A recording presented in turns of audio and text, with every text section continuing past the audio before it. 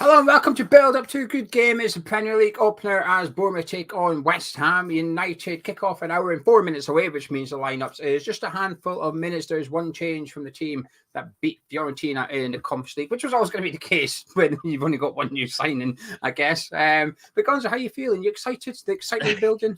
I am. I didn't know that. I've stayed away from team news, as is tradition in these parts. And yeah, I'm looking forward to it. I'm really looking forward to it. Watched a bit of You've missed some big news there, though. Rewind. There's one change, which means Declan Rice. Which means somebody else is in that didn't start against Fiorentina. No, which means Greg's worked it out. Oh, yeah. Sorry, I assumed so. I beg your pardon. I assumed that anyway. Yes. Sorry. Yeah, absolutely. Yeah. Yes, absolutely, Greg. Very well said. Yeah, so I'm excited, mate. Been watching a little bit of the Arsenal game. They look annoyingly good. So, yeah. I'll be honest with you, right? I know it's a bit pessimistic, but when I was watching Man City Burnley last night and Arsenal today, I was thinking I actually want Man City and Arsenal to win because at the minute we are rivals with Burnley and Nottingham Forest as the season kicks off. So I'm already thinking I just want them to get battered. I want their confidence at nil because if we get a point today, happy days. We've started better than some of the teams around us, kind of thing. So I think I might this season. It's sort of like if there's a league table in terms of dislike. I think I might dislike Arsenal more than Tottenham. I've missed something here. I never clicked. Areola starting. I have to be honest with you. I never read the goalkeeper. Do you know when it comes to? I just read the 10. Oh, yeah, I do the same. Sure. So that's interesting. Okay, we'll get official confirmation in a couple of minutes, but that could be interesting if Areola's in goal. Maybe David Moyes is now switching his goalkeeper. But yeah, Matthew's saying Fabianski starts. So we'll wait and see. We'll get the official confirmation in a couple of minutes' time from the official Twitter West Ham, although they got it wrong during the pre-season. We'll let them off. Already a 6-pointer, says Brian. Colin is saying he thinks the same as myself in regards to he wants the teams that could be around us to get beat from the start kind of thing. So there you go. Anyway, I'm looking forward to it. If you're new around here, please do subscribe to Hammer's Chat. Drop a like on the video as well. It helps us out a lot as we're doing this. So people go into YouTube and put in Bournemouth West Ham. This will be the #1 recommended video. We're here right through to full time. Then at full time, we'll go live again with a review. We'll also, what we'll do is our tradition. We'll get the lineups in a couple of minutes. And myself and Gonzo will compile a bet, which we haven't done in a little while, actually. I've almost missed it, to be honest with you. I had a little sneaky one earlier. Did you see on the WhatsApp group? No, I haven't. I've been busy. Well, West Ham score. I got done a West Ham score and did 3 or 4 other scores. So, yeah, should be a good little earner, that one. Matthew, that won't be the lineup. That's the predicted lineup. If you go on, if you look at the top, it'll say predicted. It's not the actual lineup. Nowhere will have the official lineup until 1 p.m. on the dot. But if you go on One Football app again, check it. They'll just say that it's the it's a particular lineup. I'm pleased that Paqueta is supposedly starting, actually, because it gives 2 fingers to Man City a little bit. Basically, if you want him, you're going to have to come get him, and you're going to have to pay 90, 100 million or whatever it is that you're going to want to get out of it. It'll be interesting to see how Paqueta performs as well, because on one hand, you're like, will he be a bit reluctant because he wants his transfer? He's going to try and not get injured. But on the other hand, I'm like, well, if he wants to go to Man City, he's got to be man of match today. He has to go out there and run this show. Yeah. Say, hi, Pep, look what I can do kind of thing. Here's me threading through balls left, right, and centre. This is me creating goals. This is me getting a goal kind of thing. Paqueta's got to be, if he wants to go to the Etihad, he's got to be man of match. There's just no 2 ways about it, really. Sorry, Scott's just typed we're undefeated this season, which is accurate. And really good thing. Look, with Paqueta, I'm going to interrupt. I'm sorry, because the lineups are out. So let's get the starting 11 for West Ham. In goal is Alphonse Areola, and just to confirm, Fabianski is on the bench. So Areola looks like he's maybe starting the season as #1. So Areola in goal, a back 4 of Vladimir Soufal, Kurt Zouma with the captain's armband. Kurt Zouma is captain for West Ham this afternoon, next to Nate Gerd and Emerson at left back. We've got a midfield pairing it looks like a pairing of Thomas Souček and Lucas Paqueta, as well as Pablo Fornals in there. So that's our midfield 3. We've got Bourne on the right, Ben Ram on the left, and Michail Antonio as a striker. And we'll do the bench in a minute, but I like to apply context to a lot of these things. there is no Flynn Downs. Now, also Flynn Downs has been part of the talk going to Southampton on loan, with Ward-Prowse coming to us. So perhaps the reason for Flynn Downs' exclusion is that he's on his way to Southampton. But that's your starting 11 for West Ham. But surprisingly, Kurt Zouma's captain. I don't remember him wearing the captain's armband pre-season. Souček had it, Agurd had it. But anyway, there you go. No, I'm sure it's just a temporary thing as well. I'm pretty sure David Moyes would have. David Moyes was talking about having spoken to Paqueta. So he was saying, I've spoken to Paqueta, basically letting him know what we expect from him in terms of the interest from Man City. So I'm pretty sure I would have spoken to Paqueta and said, look, we need you to do all your stuff here. Just going back to Paqueta before the lineups were announced there.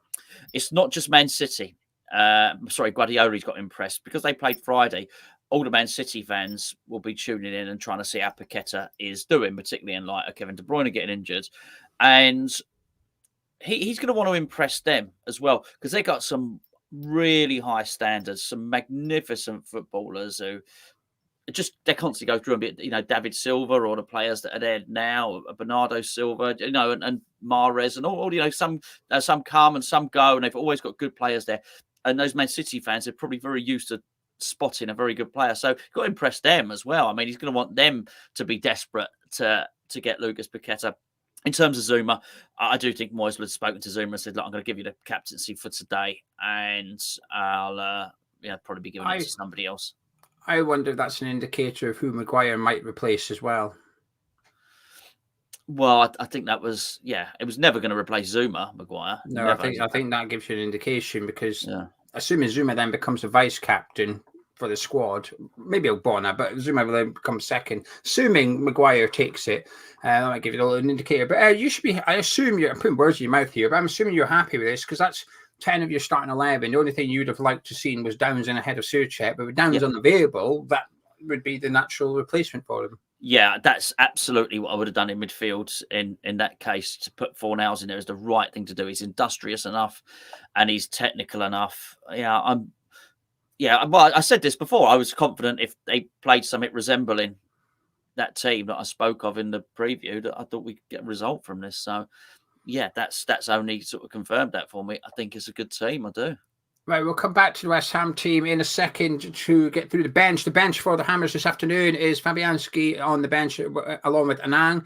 Taylor Kerr is on there with Ben Johnson and Ogbonna. Connor Coventry is on the bench with Maxwell Cornet, Danny Ings, and we've also got Mubama as well. Yeah, all right. Can't help himself, can he, really? I just... Put Kadua on there. Take a goalkeeper off. Put Kadua on there. Why not? But anyway, it's not bad. It's weird not seeing Lanzini on there, isn't it? Really, it's a bit, isn't it? Oh, the poll! I forgot we do these. It's been that long. I forgot we do the poll. So there's a poll in the live chat now with 4 options. Can you click the one that reflects your opinion on West Ham starting 11 closest, please? And we'll get the results in approximately 25 minutes. Let us know what you're thinking. So there's the bench for West Ham. Let's have a little look at the Bournemouth one. I'm unprepared here. I'm all rusty, Gonzo. I need match sharpness, I do. Yeah, too much time down the beach for both of us, mate. Right, the starting 11 for Bournemouth this afternoon. Neto is in goal. They've got a back 4 with new signing Max Adams coming in at right back with Zabarny, at centre back with Sensai and Kirkez at left back. Rothwell partners Philip in midfield with Christie in the number 10 role, Brooks on the right, Anthony on the left, and Dominic Solanke up front. Was it great to see Brooks in there? Really, that is the thing that the standout. Well, it's 2 standout. Number 1, Brooks being there. Really, really pleased. That's just a bloody good story. If you could wait for the next game for his goal, I've just checked. Just to interrupt, Philip is billing. They call him Philip on Bournemouth's graphic, but it's billing. Okay, so yeah. Who the hell's Philip? It's billing. Yeah, absolutely. He's big enough for 2 people, really, though, isn't he? And we got Kirkez and obviously the 2 fullbacks there, new signings for him. We're going to give him a bit of technique, a bit of pace, a bit of dynamism on the flanks there from the fullback positions. So, I am. And Anthony's not a bad player there. I'm pleased with Brooks. I think that is really, really nice. It's an important story for everybody, really, to see somebody not just come back, not just make a token appearance, but come back and start Premier League games. I think that's really good news.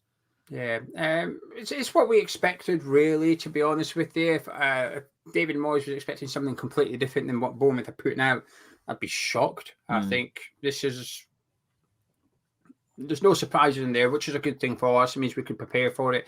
Whereas I'd suggest maybe Bournemouth have maybe been given a surprise or two. They might have been expecting Alvarez to be thrown in from the start. And even though Moyes said he's unavailable, they're probably like, yeah, good one, mate. We know what you're like. But enough, Moyes does actually tell the truth now and again in press conferences with in regards to Alvarez. But yeah, it's a good, listen, this sounds really harsh, but they've got all the square pegs in the square holes for Bournemouth. Everybody's playing their best position. Maybe Billing's playing a little bit deeper than what he would like, because there's no way Ryan Christie's playing centre mid, no way at all. So Billing will be the one next to Rothwell, which possibly helps us a little bit. I think that might be a bit of a weak spot for Bournemouth this afternoon for us to get at. But as I said, when I was reading and watching videos about the Bournemouth manager, that he likes coming down the sides, he likes the overlapping fullbacks. And you can see that he's invested in 2 new fullbacks to fit the way that he wants to play. So he's gathering his jigsaw pieces, if you like. But I'm glad I'm probably pleased to play Bournemouth today when Max Aarons just joined a couple of days ago, and that's it. Kirk has his first game in the Premier League, so I'm pleased we're playing them now rather than when they've settled in a little bit. The bench for Bournemouth this afternoon looks like Radu, as well as Memphis and Hill. They've got Greenwood on the bench alongside Kilkenny and Traore. They've got Semenyo on the bench with Kluivert and Kiefer Moore. Yeah. But he's another big lad, isn't he? More. Got some big fellas, actually, aren't they? Yeah, I mean, when I was reading about the manager, it did sound a bit long ballish, that he wasn't afraid to go very direct from the goalkeeper when he has to. So that would sort of feed into that. But yeah, one of the Traore triplets in there as well. It's nice to see. One of the 100 Traores on the go at the minute. So yes. Right. What we're going to do now is that's the starting 11s. It's on the bottom of the screen right now. Myself and Gonzo are going to compile a little bet. Should the bet win, we'll give one of you the winners. We'll tell you how to enter in just a second. But if you don't know how this works, it means you're new to Hammer's Chat. Wherever you be, and get subscribed, drop a like on the video, and Gonzo, what you fancying for the bet? Well, I think Antonio is going to be trying to impress former Bournemouth manager Gary O'Neill, who's now taken up the position at Wolverhampton Wanderers. He wants to go there and sign for them, I think. So he's going to be proving himself. There's a lot of talk about Paqueta proving himself to Man City. So I expect a big performance from Antonio today. And because of that, I suspect he might score a goal and chuck another million or two and onto his transfer fee. Some more players for us to sell. That'd be good, wouldn't it? We'll have 500 million to spend before we know it, and no players to spend it on. So, what you want, Antonio goal? Is that what you? I think I'm saying that, yeah, in a riddle. Antonio goal. Is there anything else you fancy? Well, a pizza, but I can't really put a bet on that. I could just order one of those during the game. But what do you think? I'm in 2 minds. I'm tempted to say Souček card, because if he's going to be playing this defensive midfield role, there's a chance he's going to get a little bit exposed today. But bear in mind, this is assuming what I've read is correct, that the Bournemouth manager likes to go down the sides. I'm thinking maybe picking Soufal or Emerson is probably wiser than Souček in that regards. But I don't know. Well, listen, I still think we're going to win 2-0. I don't know, you don't like doing a scoreline, do you? On the bet? No, I'll put West Ham to win in, though. I'll put West Ham in to win. And do you know what? Let's just do Emerson card. We'll do Emerson card, and that'll do. That's all we need. That's enough. That wins 170 quid. So someone will. So if this bet wins, we've got 3 things. If this bet wins, one of you will get 170 quid. West Ham to win the game, Michail Antonio to score a goal, and Emerson to get booked. Should that win, one of you will get 170 quid. To enter in a live chat, please put the following phrase: Who killed Kenny? Who killed Kenny?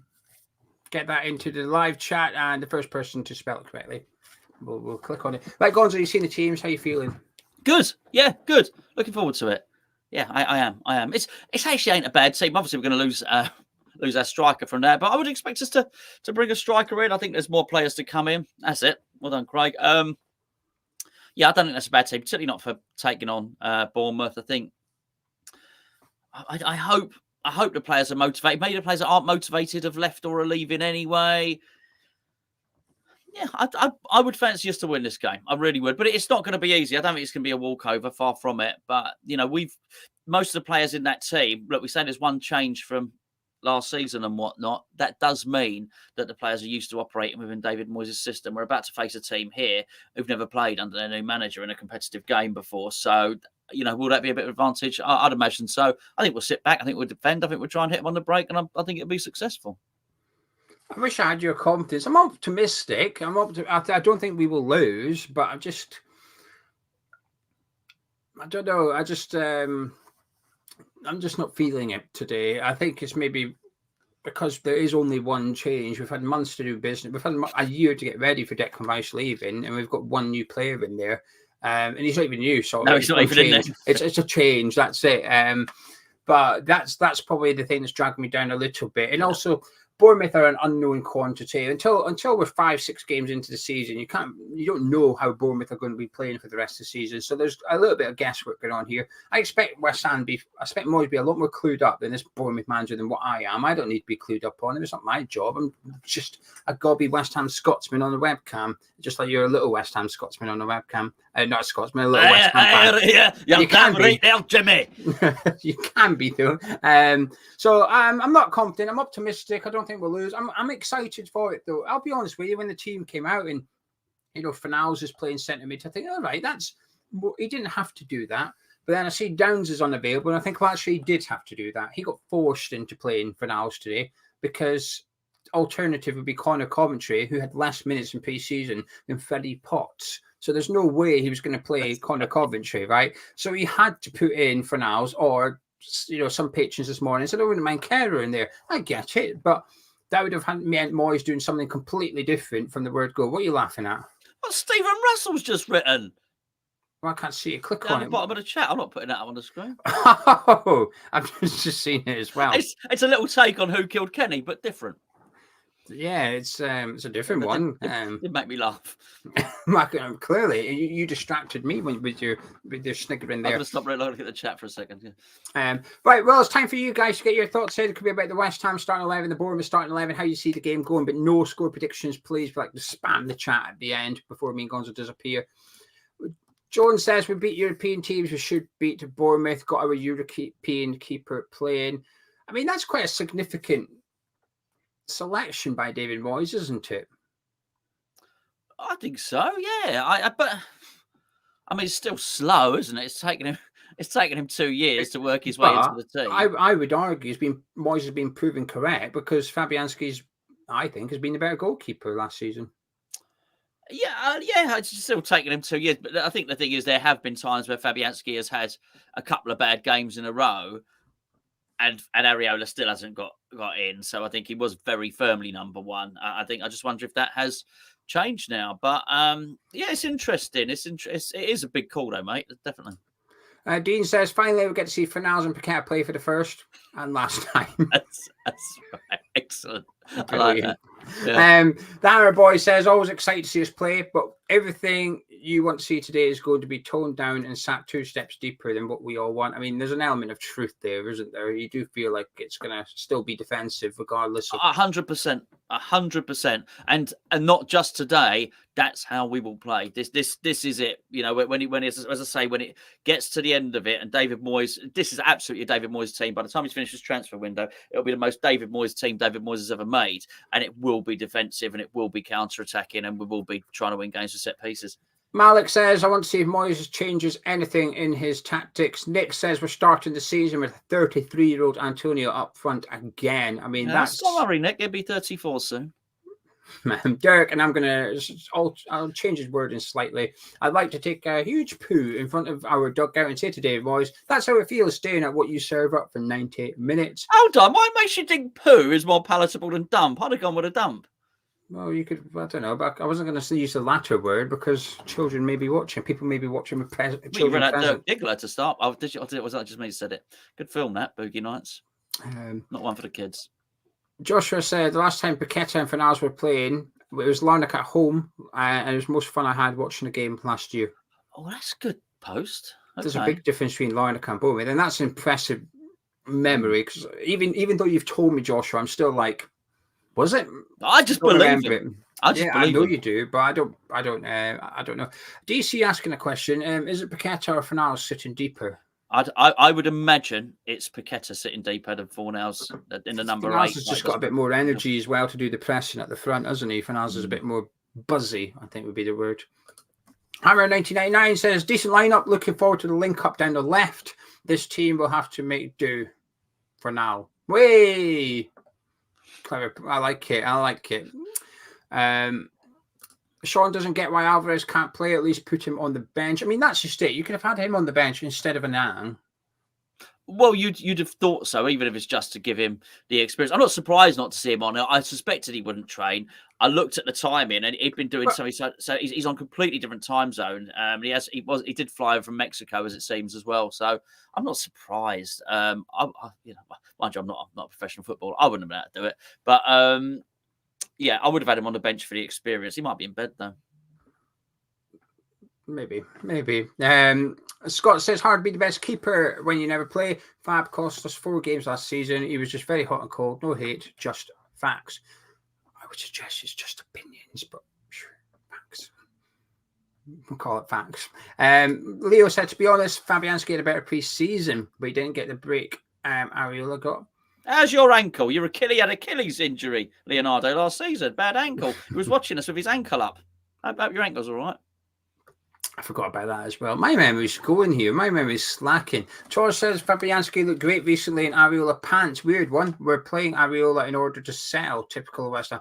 Well, I don't subscribe to that. I'll be honest with you, George. I don't think we're playing Areola to sell him. I think we're playing him because it's about time that we have a switch of gloves from Fabianski to Areola, and this is a slightly longer term plan. I'm interested in these Areola pants, though. Do they sell them in the club shop? Do they? I mean, he's not wrong though. Areola was poor pre-season. A couple of goals were very Weetabix wrists about it. Doug says on paper we should win. Just looking at the team, we're going to see who's more tactically capable. Michael said it's going to be really tough for Souček. He's to cover the whole defensive midfield on his own. Due to this and Bournemouth's pace, I can only see a defeat. Yeah, you know what? That's a great tactical shout, Michael. Actually, isn't it? You just ignored him when I said I think Souček will get a yellow card because he's in there on his own. You're just ignoring that part. Oh, that's all Michael is. Michael made his point more succinctly than you did. Michael's my friend. Ooh, Michael's my friend. And he spat tea over my keyboard then. Vicky's dad said, I'm struggling to get fired up for today. Looking forward to next week more with hopefully 3 new faces.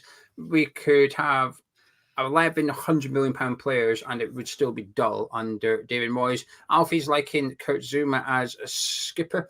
Dylan says we need to win with that starting lineup. No excuse. Peter's asking if we sacked the shirt printer. No.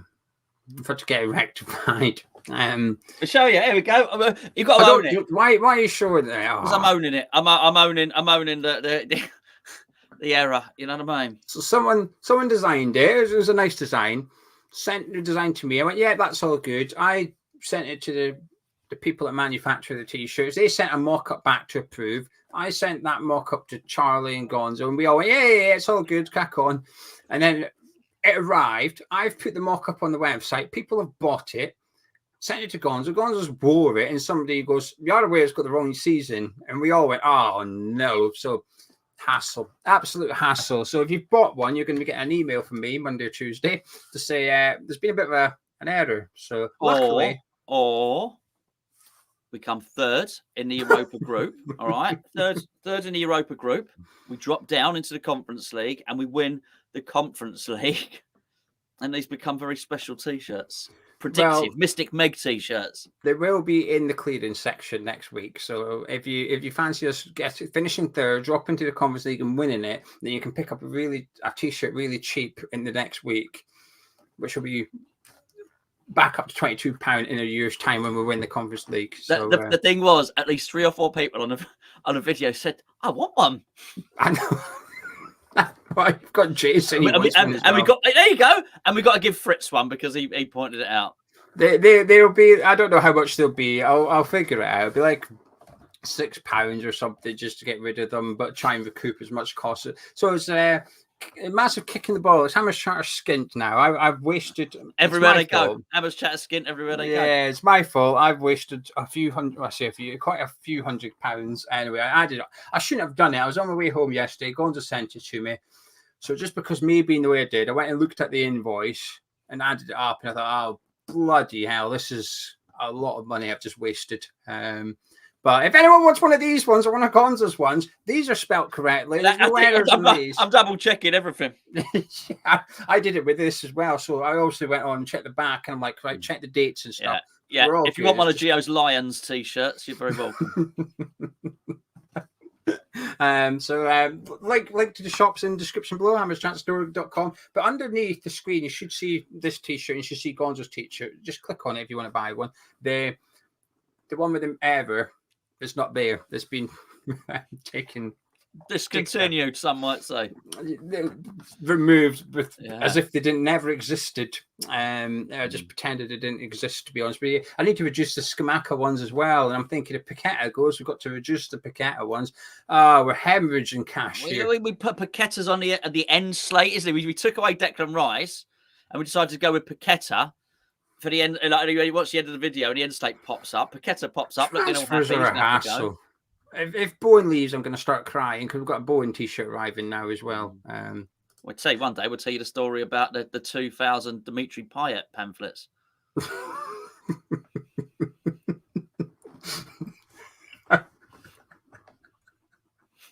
I forgot about that. Yeah. But yeah, I'm not showing you the back of it. I can't. There's not actually that much room between the desk and there, so I can't stand up. But it's on the flipping website. Go have a look. It's not got the results on the back. It's like a music tour T-shirt. It's got the dates of the stadiums. That's what it's got. So that's the point of it. Anyway. So Hammers Charter skin. Geo spent a lot of money on merchandise, and it's got their own fucking season on it. But there we go.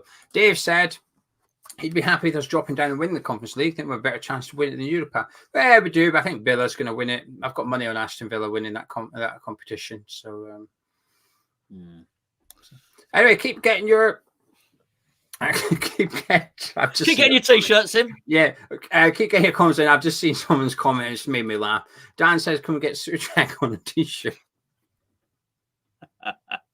And Dog said, "Could we put Suchek on as rep him?" And then Dean says, "Get Suchek ones. He's here forever." Oh, that's harsh on Suchek. We are making an Alvarez one, though. We're going to have an Alvarez one out next month. I feel pretty safe that he's not leaving yet. So, yeah, no, by luck, he's going to get injured and he's going to be out for 9 months or something. I know. I'll tell you what, though, that Aaron Cresswell thong, that was just terrible timing. I know. The leopard print with Cresswell's face on it. We can't sell it. It's shocking. It's chafe, though, to be fair. I'm wearing it at the minute, to be fair. Oh, yes. Yeah, absolutely. I am. Since I got called a fat Aaron Cresswell, I haven't took it off. I thought, well, I might as well just wear it all the time. John says a Suchek passes per game t-shirt. 2 t-shirts. Is that what you're saying, John? Anyway, right, score prediction time. If you watching live, you clearly are. Get your score predictions in, please, but please make it obvious who you're going for. If you put 2-1, I'm going to assume you mean 2-1 Bournemouth. So can you please make it obvious which one you're going for? If you're predicting one of the teams to win, please get it in. And I like this joke. You could say there's a Finton Carer. Oh, that is good, isn't it? That was good. Oh, that was good. Alan says his missus loves Cresswell, but we've been together too long for her to wear small underwear. They're not for her, Alan. They're for you. For you, mate. They're like man thongs. Man thongs. Anyway, Jim says 2-1 West Ham. Major says 1-1. Phil is going 2-0 West Ham. Dylan says he loves Zoom as captain. If it wasn't for Catgate, he would be the club captain. 2-1 West Ham says Tony, while Turbo says 4-0. Phil is going 0-0. Zach saying 2-1 to the Hammers. Doug is saying 1-1. Stephen is saying 1-1, as is Tommy, but he thinks Paqueta's scoring. Ooh. Mark is going for 0-0. Dean says 2-1 West Ham. He reckons Fernandes is scoring on a last-minute goal. Zarek says Zarek Jarek says 2-0 West Ham. Thunder is going for 2-2. Gads is going 9-6 West Ham. Scott says 3-1 West Ham, while Steve says 3-1 Bournemouth. But Iron says 3-1 West Ham, as does John Connolly. And 1-0 West Ham says 2 Onions. 1-0 says Bob. Mark's 3-2. 3-0. 1-0. A lot of draws. 50 pence. 50 pence. The rapper. Yeah. What's that, like the British version? I don't know. Yeah. The tribute act. 3-1 to Bournemouth, 2-1 West Ham to Sai, 2-2, 1-0 West Ham, 3-0 Bournemouth, 3-1 Bournemouth, 2-2, 2-0 Bournemouth, 1-1. It's a mixed bag of predictions today, Gonzo. It's tough to know. There's no form. No one's got any form. We don't know. They got a new manager and they got some new players. Nice for them. Okay then. But did the Man City game go the way you thought it did? I thought it would. Yes. Yeah. Is the Arsenal game going as you thought it would? Lucky performance from Burnley were outclassed in the end, So, and unfortunately, that other one, I don't know. Is that still 2-0? It was 2-0 when I walked in here, Arsenal. I don't know. We came on. I came on at the same time as you, obviously. I know, but I know what you're like. You like keep an eye on these things, don't you? I've tried to ignore it because I get distracted. Simmons says, appreciate positivity when there isn't anything to be positive about.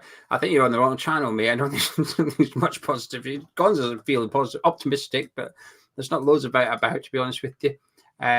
Let's keep saying... It's still 2-0. Thanks, Doug. 2-0, 3-1. There's lots of predictions coming in.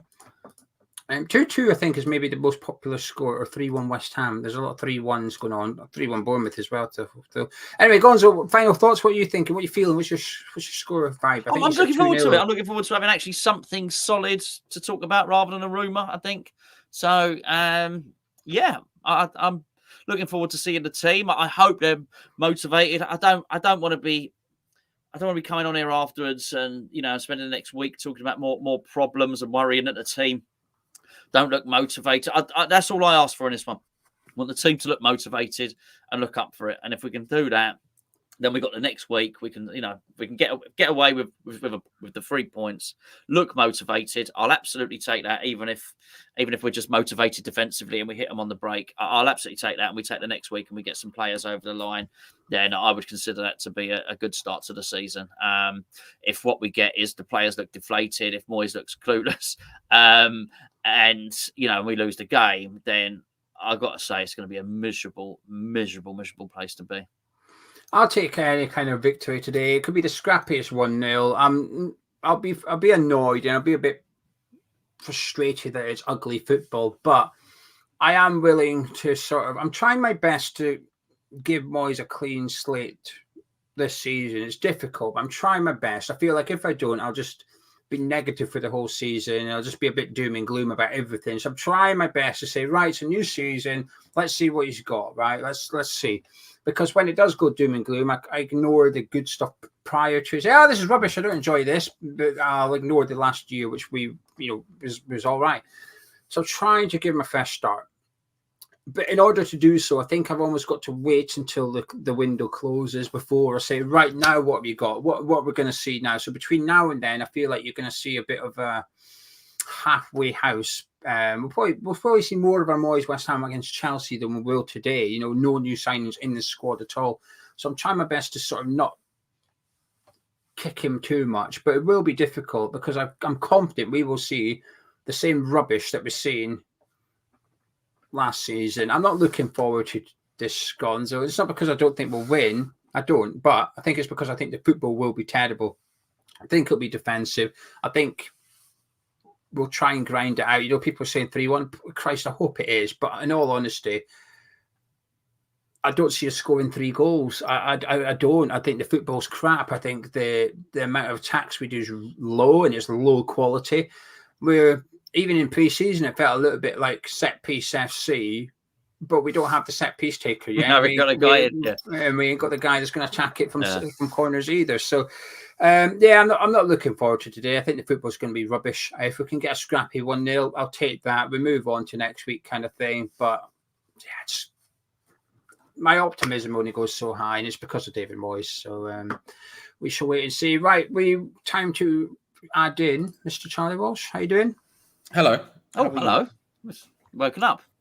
I'm awake. I don't know what you're talking about, Gonzo. No, I'm good. You're I'm right. good. Yeah, no, it's not been long. It's not. It's not been long. I'm all right. I'm excited. I'm looking forward to the Premier League season and all that nonsense. So it's going to be a Can I vibe. just ask Charlie? I just wanted to pop this up. This is from Papa, who's asked, "Where can we listen to the game?" So clearly, Papa would like. So, do you have any suggestions where people might find a source for listening to the game later? If you go onto the Discord, link in the description below, there may or may not be a section there dedicated entirely to that called Stream Links, in which things will be there if you're looking Visual for a radio. Vibes. Just have a gander, see what you see. All your listening needs are catered for. We'll see what you're saying. Charlie, before me and Gonzo go, can we get the poll results, please? We asked you how you felt about the starting 11. I changed it ever so slightly. It's still the 4 options, but I just got rid of fuming and the top one. So it now says it's great, it's all right, it's poor, or it's awful, just to try and see if that balances out, see if more people vote for whatever. Everyone says it's all right. 64% of people said it's all right. 21% said it's great. 11% said it's poor. 2% said it's awful. And I would sort of agree, I guess.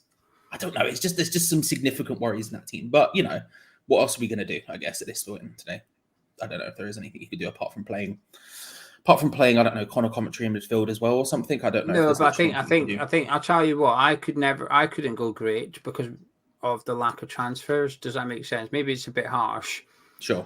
But all right is as good as it's going to get for me today because we don't have a replacement for Declan Rice. If Alvarez started, I'd probably still be on the all right option because we're still lacking elsewhere in the starting 11. So I couldn't go more than all right just because of the squad available.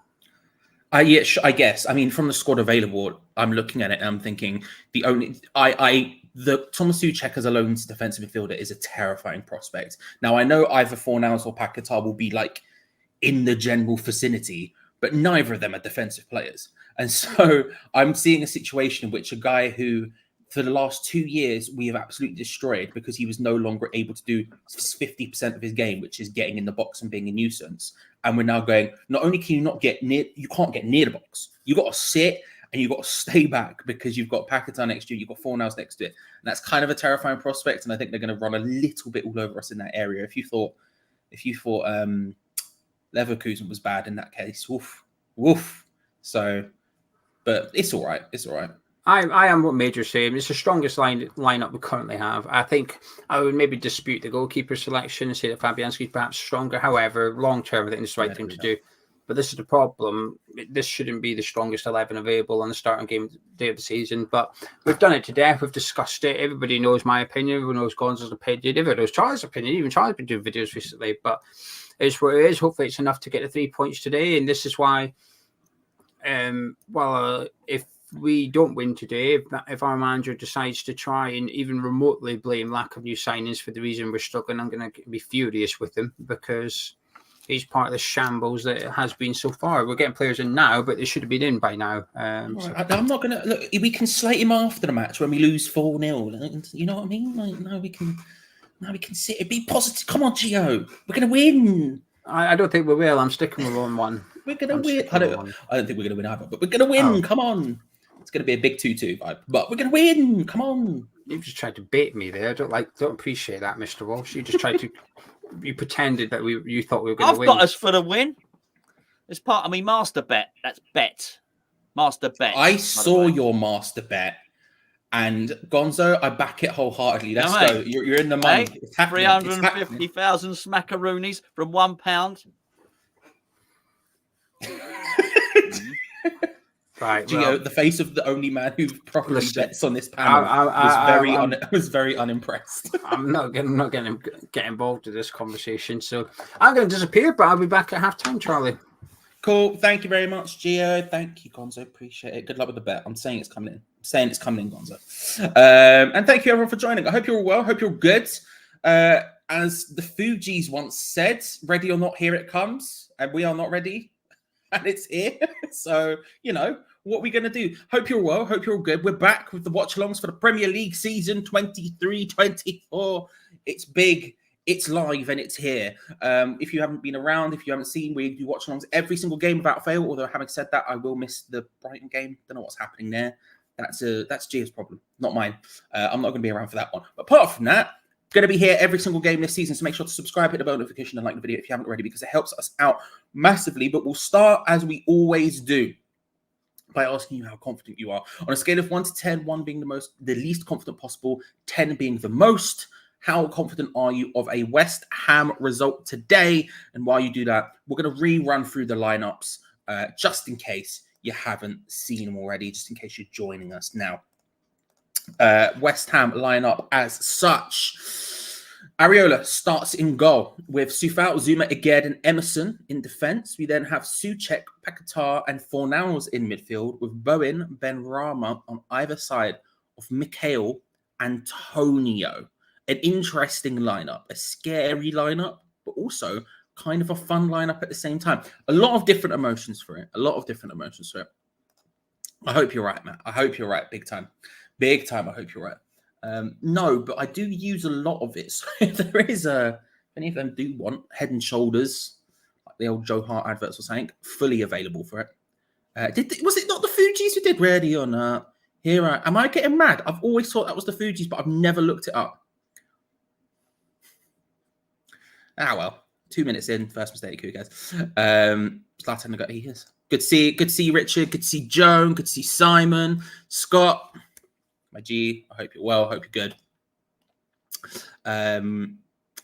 Stephen, I'll say this very, very early doors. If you're looking for a way to watch the game, if you can't watch it, I myself have moved to North Idaho permanently at this point because of the cost of living crisis. So if you are looking for a way to watch the game, there are definitely ways you can do it. If you scroll down into the link in the description below, there's a bit there called Join Our Discord on the left-hand side. It's a lovely West Ham's chat place, but it's more importantly on the left-hand side, as I was saying, there's a bit there called Streaming, so which you will find what you're looking for. Good to see you, Gary. Hope you're well, bro. Hope you're well. Look, it's a lineup, okay? It's a fun lineup, but it's a scary lineup. You're talking about Areola starting a goal over Fabianski. I'm shocked by it just because I thought Fabianski was actually pretty good during preseason, and I thought Areola wasn't. So I'm surprised to see that happen. I'm surprised to see the captain's armband on Zuma. I would have thought that Aged might have got it ahead of him. I would have thought that Souček might have got it ahead of him, given they both had captaincies during preseason. And the lack of other central defensive midfielder is very scary to me. It's very scary to me. Obviously, Paquetá likes to drop deep. I think that's going to help us in build-up. I think in build-up play, it's going to help us enormously. Hence the sort of high-scoring prediction I was talking about with Geo a minute ago. But I think the build-up, getting involved in deep is going to be his bag. That's going to be really exciting to see. But equally, when you look at the defensive side of it, there's not a lot of defending here. Souček is a very good defensive midfielder, but also he wants to steam forward. He's not going to be able to steam forward. And also, I don't trust him to be a 6 by himself. But apart from that, outside of that is strong. Maybe Fornal's playing in a sort of more central role. In the role we're more used to seeing Paquetá involved. That means the pressing will probably be a bit better. He's got that final ball. I don't know. There's a lot to like about it going forward, but defensively, it is just a scary formation. Looking at the substitutes bench, you've got Fabianski, Anang, Kera, Johnson, Ogbonna, Cornet, Ings, Comtry, and Mubama. Let me get rid of the banner for a second, so just so you can fully see it. It's a bench, right? It's the players we have. As Gonzo brought up at the beginning, you would have preferred Anang off and literally anyone else on. But apart from that, I mean, it is what it is. We sort of are where we are with the players. I don't know if there's much else we can really do about it. 3 or 4 says Finn. 5 says Major. Do you reckon Moyes knew the season was starting today? I think he had an inkling, but it was maybe one of those things that people told him, like when you wake up late and you're like, oh my God, crap. But like someone told him 2 days ago and he was like, and then he thought about the formation he's going to put in. But who knows? Minus 12. DC's not confident at all. Rich has got 5, 3, 8, 10, 2, 5. And we do have bells in. There are bells in the fridge. Bells are officially back. They are in the fridge. They are ready. They are prepped. I bought some specially, so we are ready for that. Although, again, Angelica Bell, we aim high, but we'll never get 3.456. Good afternoon, Judas, my trustworthy friend. I hope you are well. 7, 10, says Max Branning. 2, 3, 7, 0, 5, 5. Afternoon, Mike. Good to see you, sir. 6, 7, 6.5, 8/9, or 8-9 potentially. So it could be a -1 situation. And our brand spanking new 69 from Dan. You love to see it. You absolutely love to see it. Bournemouth line up as such.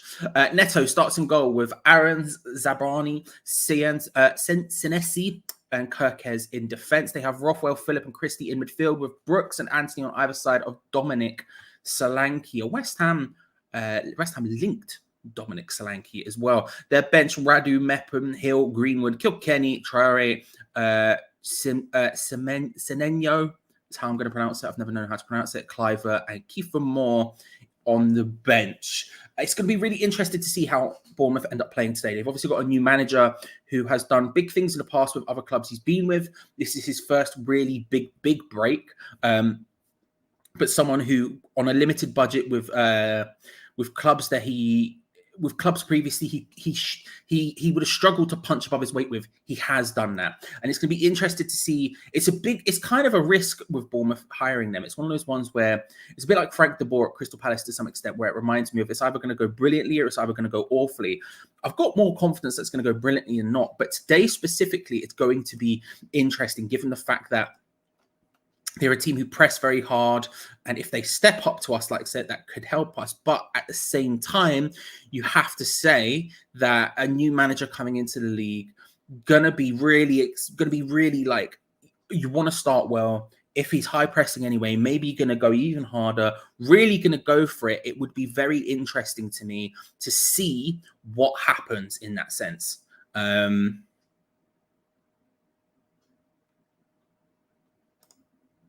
I need to listen to the song back, although I was bound to have, I've bound to have got it wrong, but I appreciate you keeping me honest, TC. I appreciate you keeping me honest. Lewis, good to see you. Max Branning is very confident, and 2-0 says TSC will get to the score prediction soon. So it's going to be interesting to see, because obviously a usual West Ham lineup, a usual David Moyes lineup is going to see a lot of sort of defending, a lot of sitting back. And I'm not saying we're not going to see that today. I think we will. But obviously, with the personnel we have specifically on the pitch, that's going to be interesting to see how that works out. Will we be able to see a usual defensive solidity that we would see under a David Moyes side without two defensive midfielders? I'm not convinced. If we had two defensive midfielders, I would actually be relatively confident of a win here. And I think this game does have the possibility of a win, given the fact, like I say, new manager, they may be going to overstretch themselves. They're not going to be used to the tactics yet. There's a lot of people in here who have just joined and aren't maybe fully up to speed yet. You're looking at your Aarons, you're looking at your Kirkes, Alex Scott, for example, not in the squad today. These are things that we could potentially take advantage of. And actually, if there are any weaknesses in that defensive side of their game, if there are any weak links in the chain, we do have probably the best lineup we could have possible out to take advantage of that. We'll see how it plays out. But the next thing we usually ask is your subs. Let's do sub bingo, shall we? Sub bingo is, of course, the game where we predict when David Moyes will make his first substitute. You don't have to say who you think it will be, although I will have the substitute bench running along the bottom of the screen. Fabianski, Anankara, Ogbonna, Johnson, Coventry, Cornet, Ings, and Mubama. I'm going to say 69 minutes, and I'm going to say 69 minutes, and I'm going to... It's an interesting bench. It makes it quite difficult, doesn't it? I'm going to say Cornet for Benrahma. I don't know. It's a really interesting bench in terms of sub bingo. I can't tell you what it's going to be. But get those in.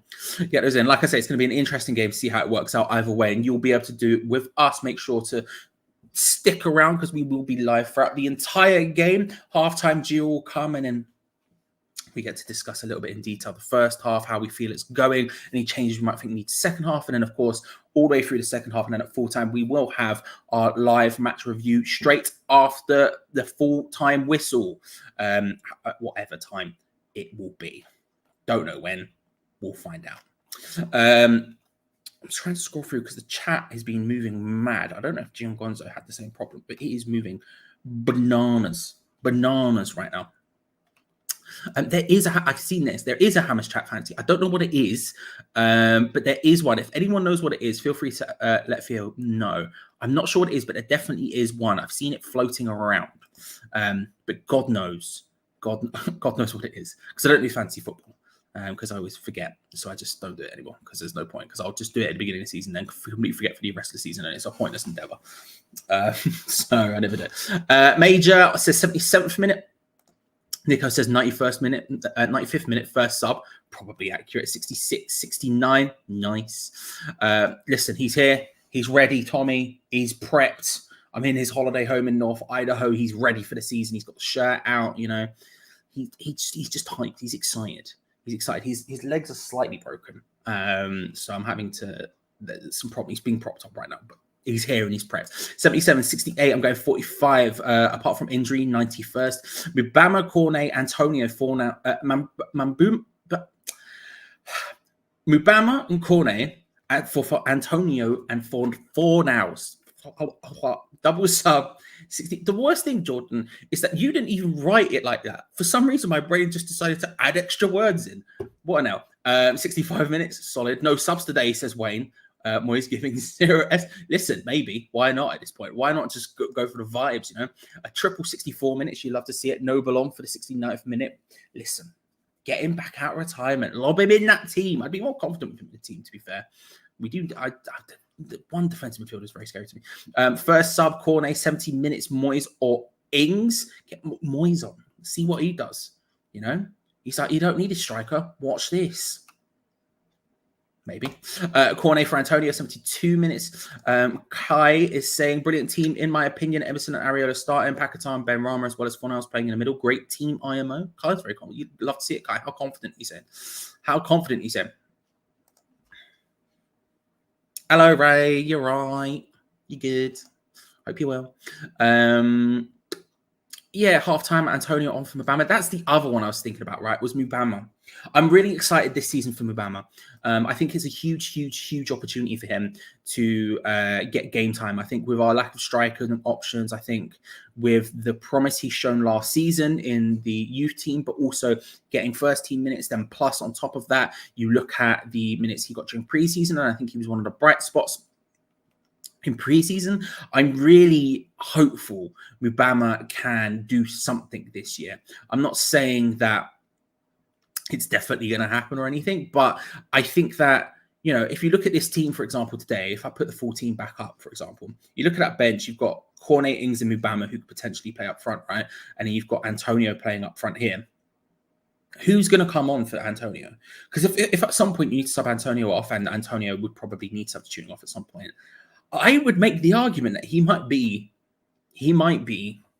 the best option. I think he's the most likely option to give you what Antonio does. I think his movement, I think his work rate, there's so many things to like about him that actually I would be really into the idea of him coming on today. I really hope it happens. Dr. Susexy is saying my prediction is Bournemouth 6, West Ham 1. Again, we'll get onto that, but my lord, stress. Where are we at? We are about 11 minutes away from kickoff. I hope you are all looking forward to the game to some extent. I think that we should... I'll tell you what, we'll get on to score predictions now. Let's do score predictions now. And what I'll do at the same time is I'm going to lob a poll up, okay? So let me know who will win today. So let me know how you're feeling. Score prediction-wise, get it in. I would prefer the numbering to be in the correct position, but ultimately, yeah, it matters not. But at the same time, we're gonna lob a little poll up. Let's get some accuracy in terms of just general vibes as well as some specific score. Let's get them both involved. There we go. That'll be up for a while, and we'll see how that goes. So yeah, it's going to be an interesting game either way. You know, it's going to be an interesting game either way, and you can keep up with it, of course, here, sticking around, hanging out. But on top of all of that, checking out the link in the description below for the Discord. Where's the button? I'm losing the button. I was trying to talk there until I found the button, but I found it eventually. Scroll down to the link in the description below. There's a bit there. Join our Discord, Lovely Hammers chat, West Ham community. More importantly, on the left hand side bit there called Stream Links. There you go. There we go. I was trying to stall there until I found the words. And I struggled. I struggled massively. No West Ham shirt for me today. I did realize that. I was watching them both with merch on. Geo say he'd send me merch, but then of course the error happened or whatever. But I do have a Lovely Hammers chat mug that you can also get from hammerschatstore.com. Not been told to do promo. I just really like this mug because I designed it and I drew everything on it. So I put in a lot of effort and I think it's quite good.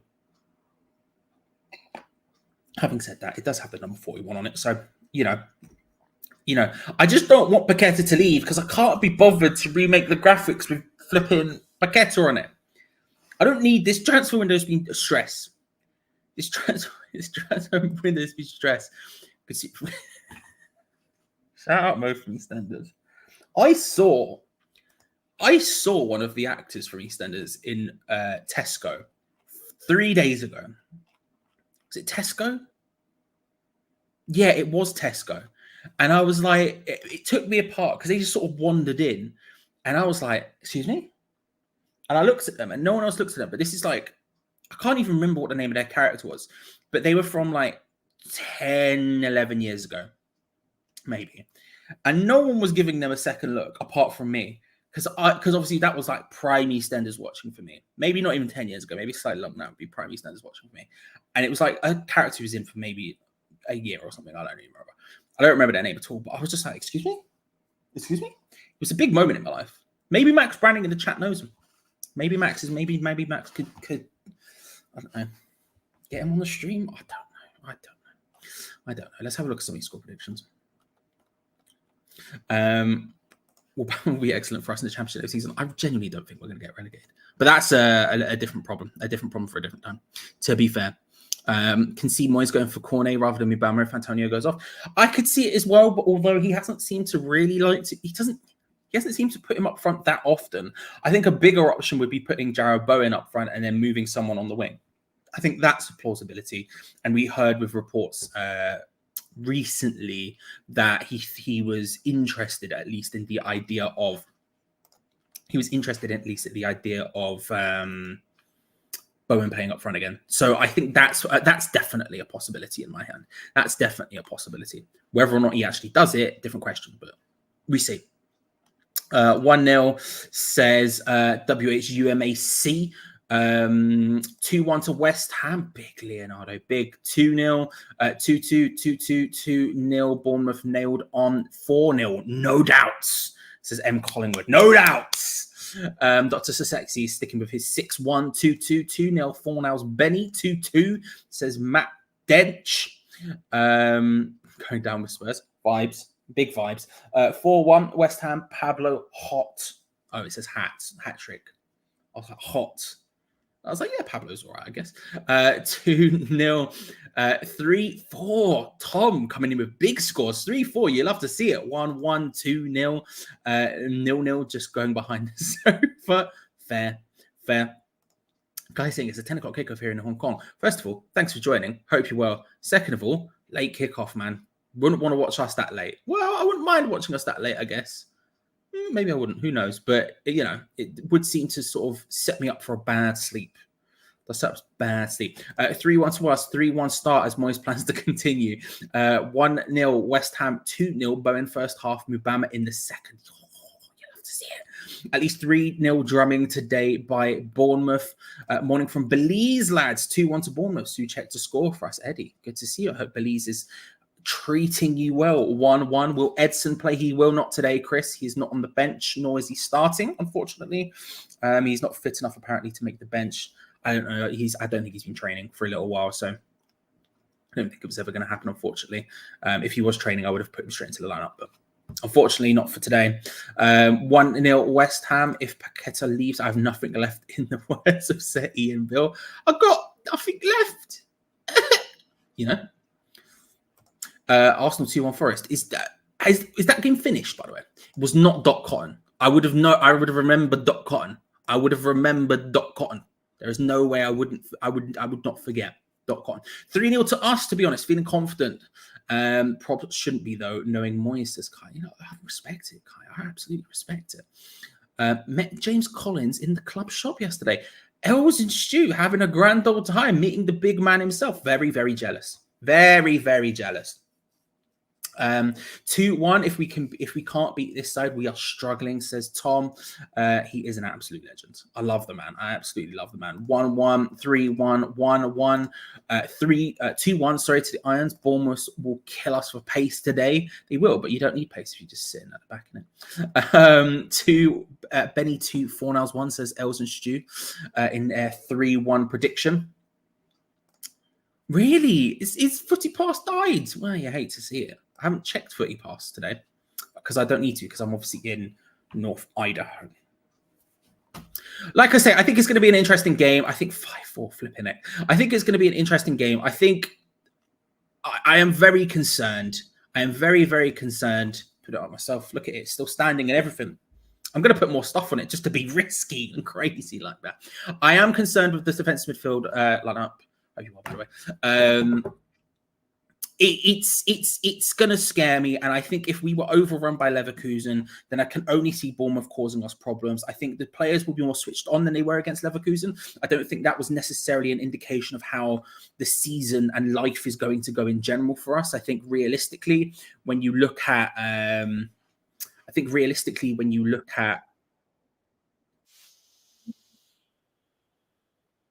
I don't want to say the players weren't trying, but obviously I feel like in pre-season and in the Premier League are two different beasts entirely. However, having said that, the other different beast is that we're playing a Premier League side who are also switched on, and they really did just walk through us in that game. They really did just fully walk through us. And on that note, it really worries me because our defensive midfield in this game is theoretically, and I would hesitate to say realistically, weaker than it was then. So having said that, I like the attacking side of our game today. I think the attacking side is a little bit exciting. With Paquetá and Fornals, our build-up play should be significantly better. I think we've got our best forward line on the pitch. I'm going to back a 2-2. I think we're going to score. I think they're going to score. I think it will be some large ones either way. So I'm going to say 2-2. But honestly, maybe we see a Moyes defensive masterclass. Maybe we see them do a masterclass with their new manager that I can't pronounce the name of yet because I keep forgetting. We'll see how it plays. Thank you very much, Matt. Deploy the boys, indeed. We're gonna need a big group. Deploy the boys for the season. It's gonna be a hard, long time, which sounds very exciting. But you know, it is what it is. Also, if you haven't already, listen to Risky and the Ridicule. Come on, guys. Come on. What are we doing now? What are we doing here? Wasn't Ethel. Wasn't Arthur. Definitely wasn't either of those either. Definitely wasn't either of those. Thank you, guys. That's very kind of you to say. It's very kind of you to say. I'm on my way out, Charlie. Good luck with the stream. Thank you very much, Leonardo. See you at halftime, sir. Hopefully we'll have some good times. Can you overdose on bells? If so, pace yourself. We'll see. We will see. Well, if the chat vote for it, the chat vote for it. I personally feel like there should be some form of like cut off in terms of numbers of them, and I feel like my doctor would agree. However, we'll see how it goes. We'll see what the chat says as we vibe our way through. Was not leg. As the teams are being read out on my screen, I should go through them as well. Bournemouth lineup as such: Neto and goal, Aaron's, Saviani, Senesi and Kirkes in defence, Rothwell, Billing, Christie and Brooks, Rothwell, Phillip and Christie in midfield with Brooks and Anthony on either side of Dominic Solanke. An interesting lineup, lots of new signings in there. Two that West Ham were heavily linked to in Aaron's and Kirkes.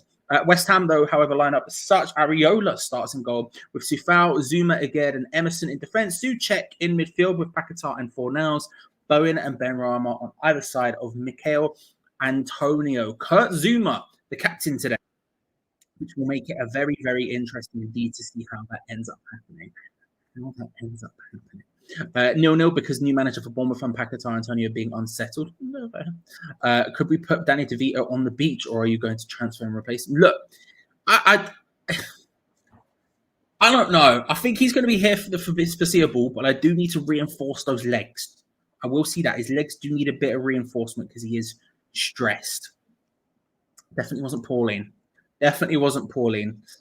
Wasn't Mark, although great shout. We are sort of starting to hit the right slightly. It wasn't Beppe. I felt like the name was coming to me there, but it didn't happen. Alex says 2-0 to Bournemouth. Alex, good to see. Goalkeeper's interesting. It is Richard. I'm shocked. I'll be honest with you. I am shocked given the fact that he is on the bench. It's not like he's injured, and I thought he did really well in pre-season. Fabianski. Also on the bench, Annan Kera, Ogbonna, Johnson, Coventry, Cornet, Ings, and Mubama. We will be underway in just a couple of seconds' time. I will, of course, be ever so slightly behind you because I am in North Idaho. You have to, it's the signal travels a long time. But there is a timer in the top right-hand corner that says exactly how far behind you I will be. But anyway. Ladies and gentlemen, the Premier League is about to return. It's about to kick off. West Ham's 2023-24 season. A rough start, a difficult start, and a win here could do us a world of good. Bournemouth versus West Ham at the Vitality Stadium. Big moments, big plays. Come on, you Irons. Deploy the boys. It's time to run to things like my boy Peach said. Kickoff is upon us. Come on, you Irons. Deploy the boys. It's time to run 2 things. Let's go. Timer in the top corner says exactly where I am in case you're wondering how far behind you I am. Bournemouth, West Ham. First things to note from a West Ham perspective, who's the one who's playing deeper? Is it Fornals? Or is it Paquetá? My belief is it would be Paquetá. It makes sense that it would be Paquetá, but we'll see what happens there. Without get it in early. Let's get ready to rumble. Imagine if I did that. That would be if I had like a song we could play or something. I don't know. West Ham throw down the left-hand side. As per usual, we lose the ball instantaneously. You know how it goes. It's a West Ham throw. That's the way these things go.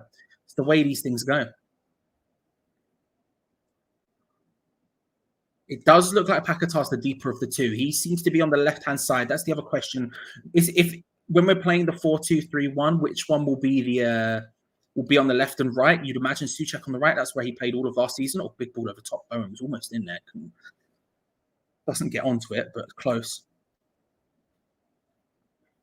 Interested to see how tempted they will be to kick it long, because right now our press is decent, although they've managed to play through it here, Bournemouth, and now's where the concerns happen. This is where the defensive midfield and Souček is just very open there.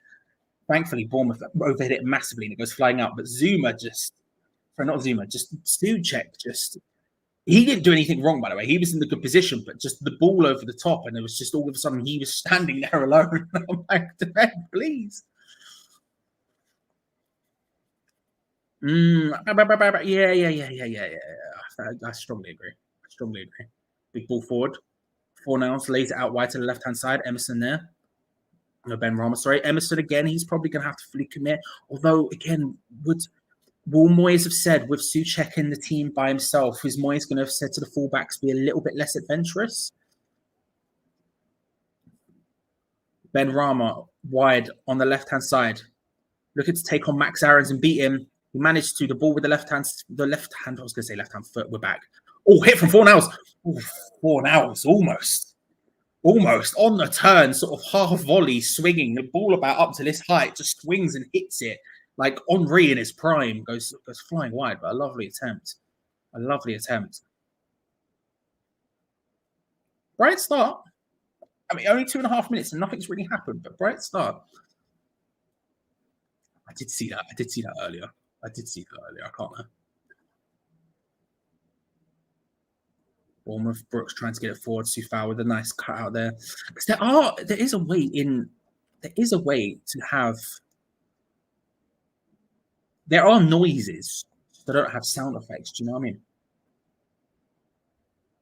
Loaded down from Kurt Zuma. Jared Bone plays the ball forward to Michael Antonio, who's drifted out wide to the right hand side, who looks to take on can't quite manage it. Antonio starting as well, maybe slightly surprising given his lack of preseason minutes. Although I think if he's fit, he starts automatically for us at the moment.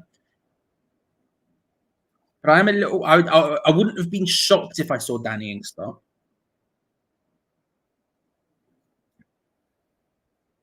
I strongly agree, Mark. He's one of my favorite players.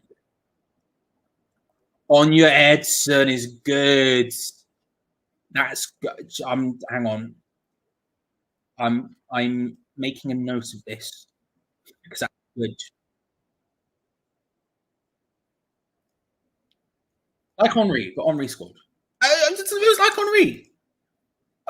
He went wide, but it was like Henry. Henry did that. He did the flicky turn. He hit it. It was like Henry. Ish.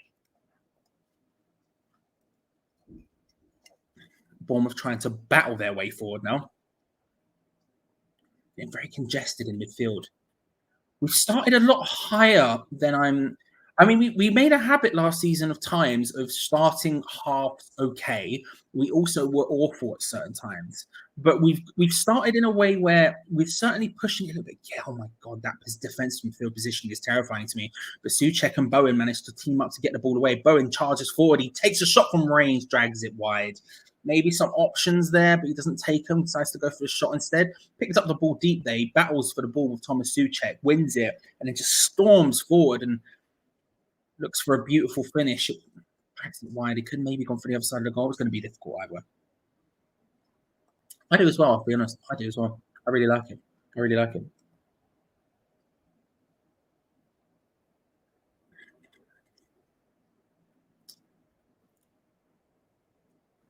Is their new scoreboard the one that has like Bournemouth, BOU, and it's black text on the white, and then you have the little Premier League zigzags, then a 2 which is outside of the box, like it's too big for the box. Then the Premier League symbol that's too big for the box, then the 2 that's too big for the box, and then West Ham, which is white. Is it that one? Because if so, it's a bit much for me as well.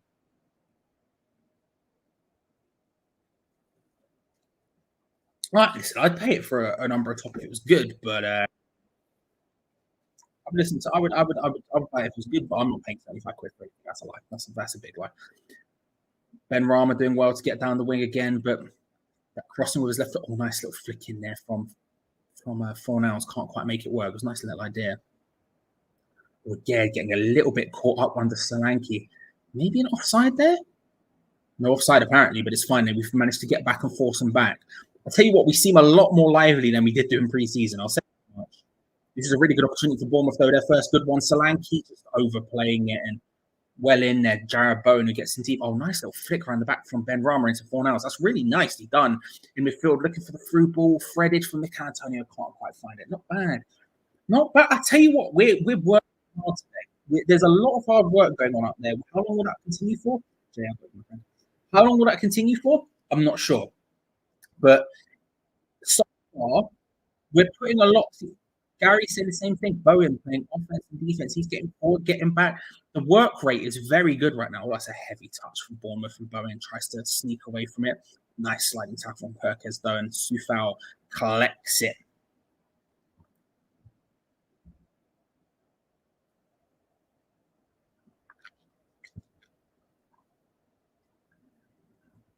Or into West Ham deep inside our own half.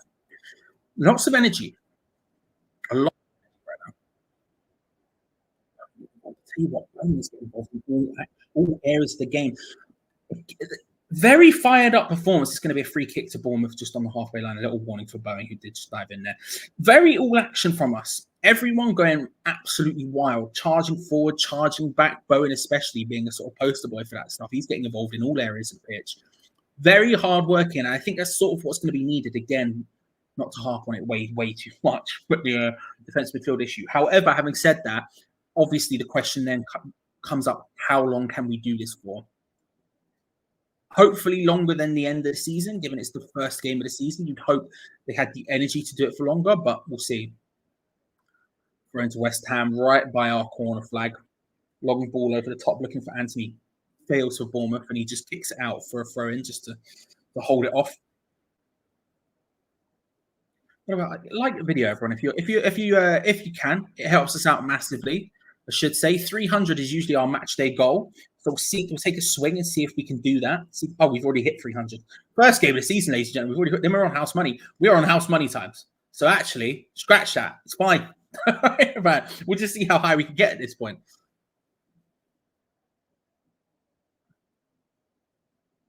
Anthony, okay. Bournemouth looking to fizz a ball out to Anthony. Just completely doesn't control the ball. Just goes through him, out for a throw. Big ball forward. Antonio can't get the header there. Bournemouth not looked super composed in the final third yet. I would hesitate to say the opening 9 minutes or so have been ours. I think maybe possession-wise, they've probably had more of it, but we've certainly had the better opportunities. We've just not looked super composed yet. Bournemouth, the game has started very high tempo. It started very on point, very, very quickly. And it's not really suited. Bournemouth seem to have, not controlled it too well. We said that, trying to charge forward there. Lucas Paquetá getting involved well and just grabbing that ball off him. Pass was a little bit ambitious to Soufal, but it works out. Fornals tries to play inwards to Paquetá. That's really nicely done. Paquetá battling with Billing gets taken out by Senesi, who apparently got the ball. I think he probably did, but Paquetá has stayed down. Just practicing for them, for the Pep Guardiola inside, I think so as well. I think it's too early to say. I think it's too early to say, including the fact that, let's be real, Antonio looks like this most of the time. Now we'll see how it goes. We'll see how the game plays out. I am of the opinion that Antonio certainly. I'm of the opinion that Antonio certainly needs to be replaced. I don't think it's going to happen this summer, but I do think it's going to need to happen at some point. But easy free kick win there from Antonio. But we'll see how it goes. We'll see how it goes. I think 10 minutes into the season, maybe a bit too early to say so far. It's a good question, Stuart. I don't know, but if anyone knows, feel free to lob it in the chat. It's an interesting one though, because I'm not sure. Oh, little cut to Steiden in the stands. There he is, big man. Big man on campus. No power whatsoever, but here he is. Love to see it.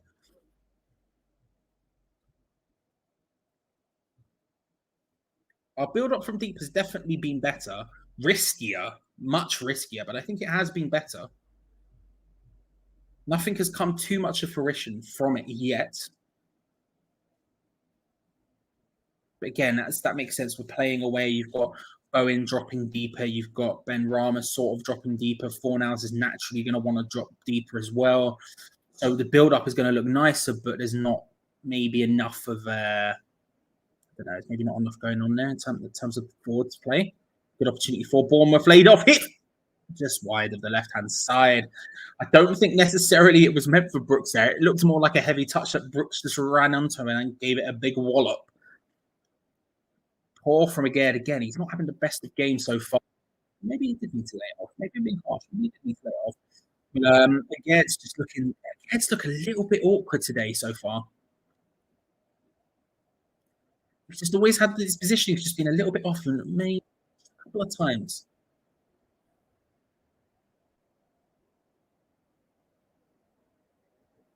Game is starting to slow down now. Starting to become a little bit more what you would expect. Bournemouth in control of possession and then us looking to hit it on the counter-attack quickly. Certainly settling more into the rhythm you would expect of the game. Bournemouth passing it around at the back between Neto and one of their defenders. I don't know which one. He's back in the beef. He's absorbing the culture.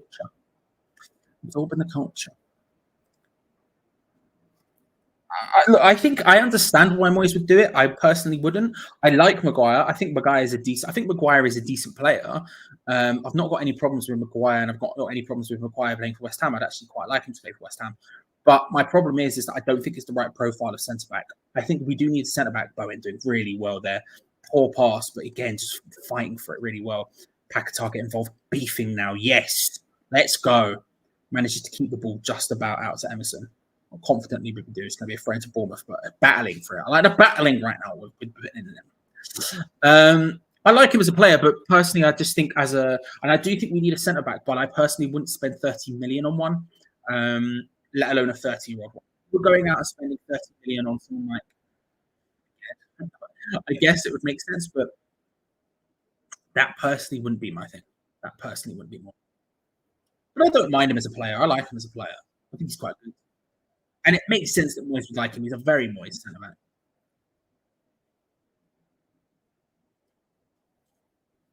I sadly think that's probably going to be the first two. The first choice two will be him and Zuma, I would suspect, which is a shame.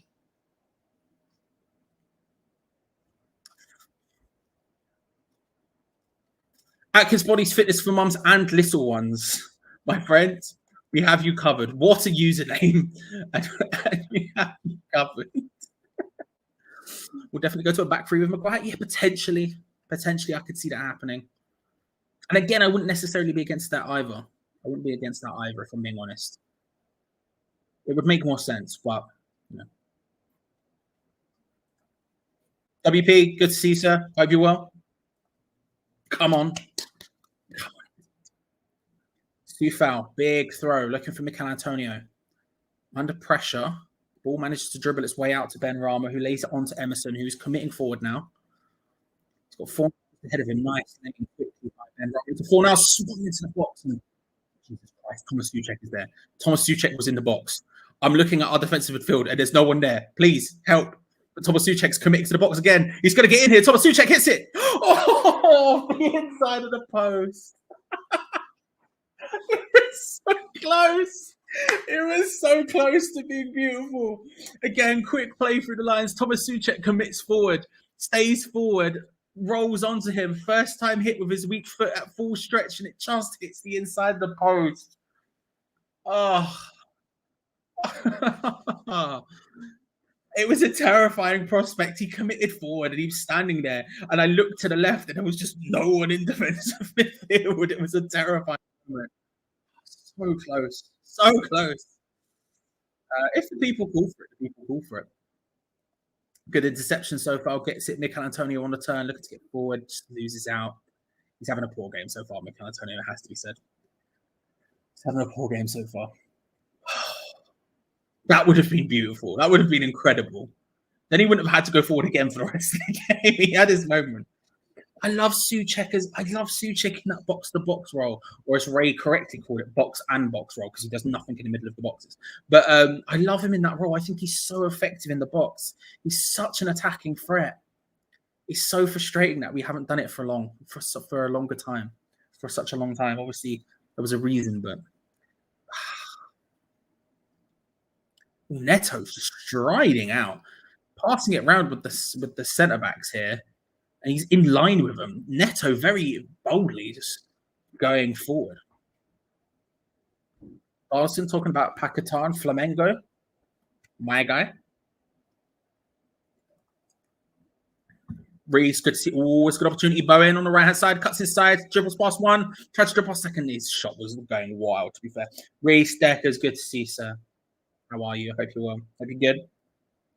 I agree. I think we look more threatening. They have more time on the ball like usual, but I think the chances we're creating are way better. They're not really creating it much with it. I think we're looking a lot more effective in the final third. Not enough. No, we're not doing it enough, but we're looking more threatening in the final third.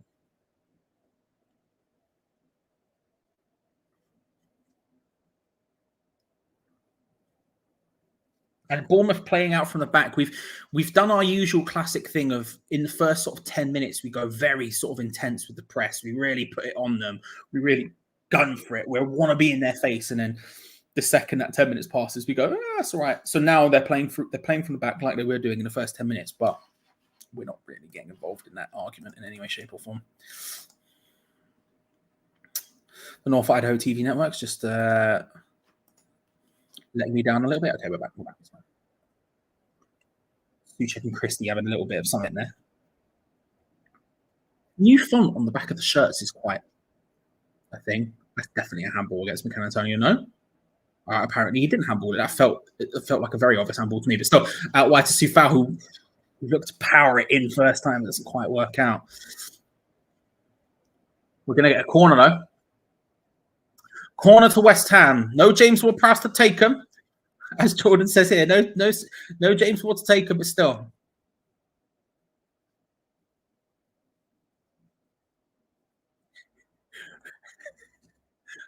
Hello, Elaine. Hope you're good. Good to see you back. Right, Bowen to take it. I don't think Bowen's that good at corners. He's okay, but oh, it was into a decent position. Souček was there. Souček looking dangerous.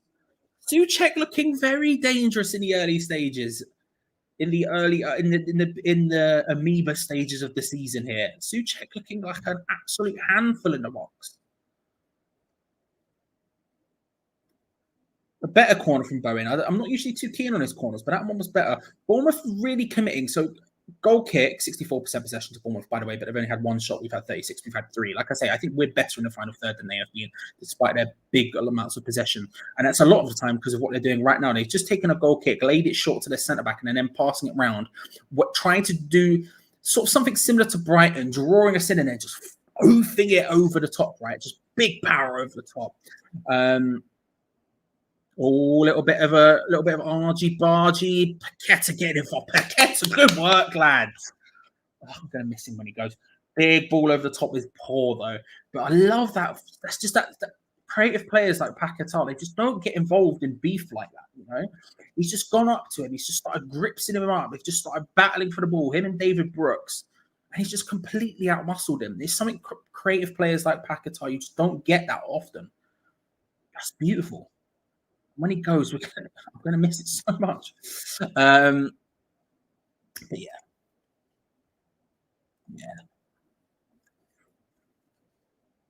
We're at 362 likes. You'll have to see it.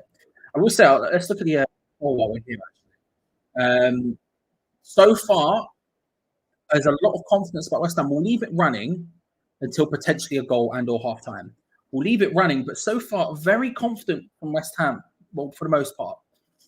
Bournemouth currently on 18%, draw on 20%, West Ham on 62%. So I'll be interested to see how that ends up playing out. Lord Seth, good shout.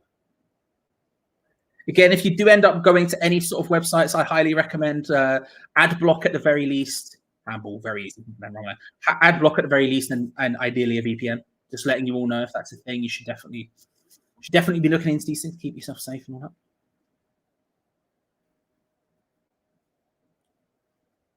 Kirkers plays again. They're just playing it around the defense. They're really committing to this, and we've sort of got this like almost 4-4-2 press vibe going on, but we're no longer committing to it as heavily as we were, which is probably for the best because they're tending to, like I say, draw us in and then play it over the top, looking for long balls towards Brooks quite frequently out on that right hand side. Dominic Sankey's barely touched the ball, has he?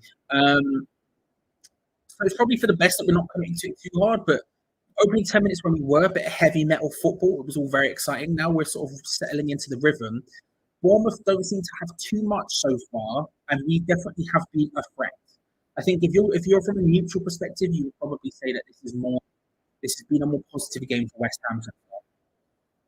Even though we are very standoffish now, we are the press is dissipated. I just saw Jared Bowen just NPC walk his way backwards from any sort of idea of pressing as the centre-back just stood with the ball at their feet. Thank you, Kiri. Incredibly wrong, but I will happily take it.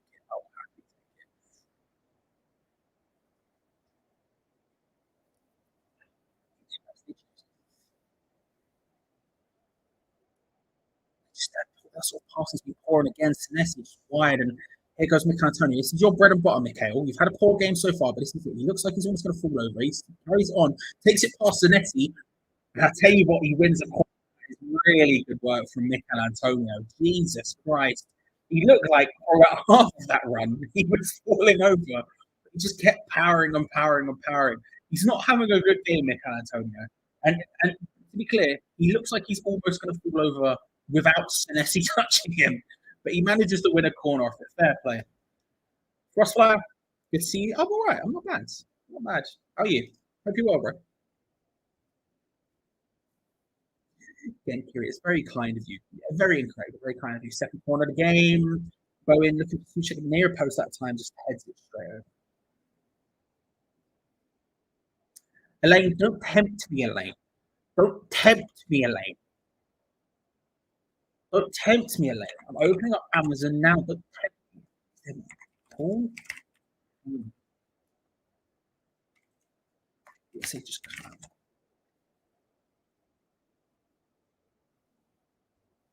Oh, when you type in Paul Heyman cutout, it turns Paul Rudd appears. Or Walker, Paul Dano, Paul Hollywood. There's no Paul Heyman. There's no Paul Heyman. Sad times. Sad times.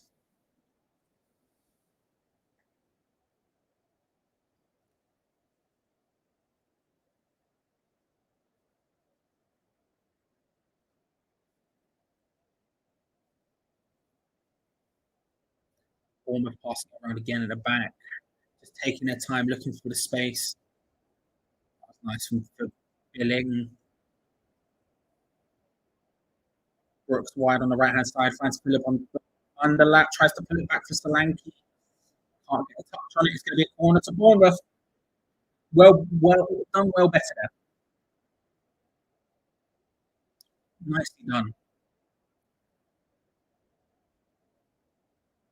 Nicely done from Bournemouth. It's stressful. That's better. They need to be faster in those transition moments. They're passing it around slowly to draw us in, but then they need to be able to have that ability to go slow, bang, fast. And that's what they did there. Whipped in. He got away there. Suchek again getting involved in the defensive side of it. Brooks wide on the right hand side, lays it into Christie. Shoot from the crowd. Into the hands of Ariola. Love that. We'll be taking that all day. Feel free to shoot from that range whenever, wherever. Not stressed. Not stressed.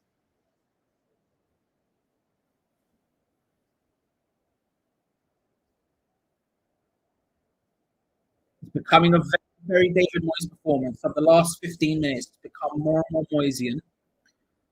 Not necessarily surprised by that fact at all.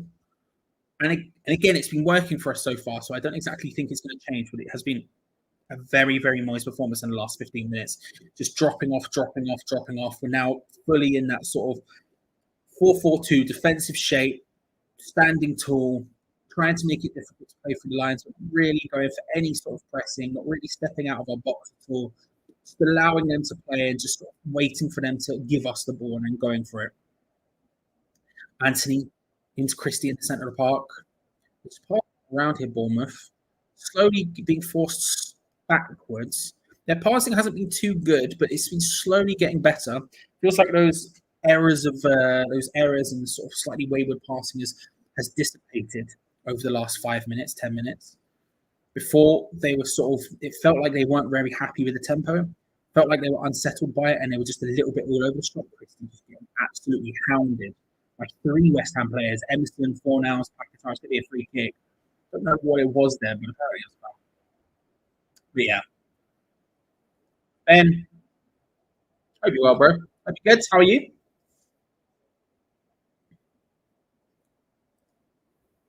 It's very true. Very true. Let's talk about this on the Patreon at some point. What if I just had loads of Dannys? Danny Gabardon, Danny Dyer, maybe Danny Dyer, Danny DeVito, obviously. Any other Dannys, just get loads of Dannys. It'd be beautiful.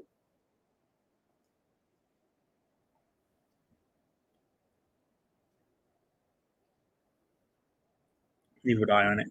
Neither would I. I don't know. This is when he scores, obviously. Ball played in from free kick. So check again, just getting in there and heading it away. Zuma, just a big clearance there. Just boots it away.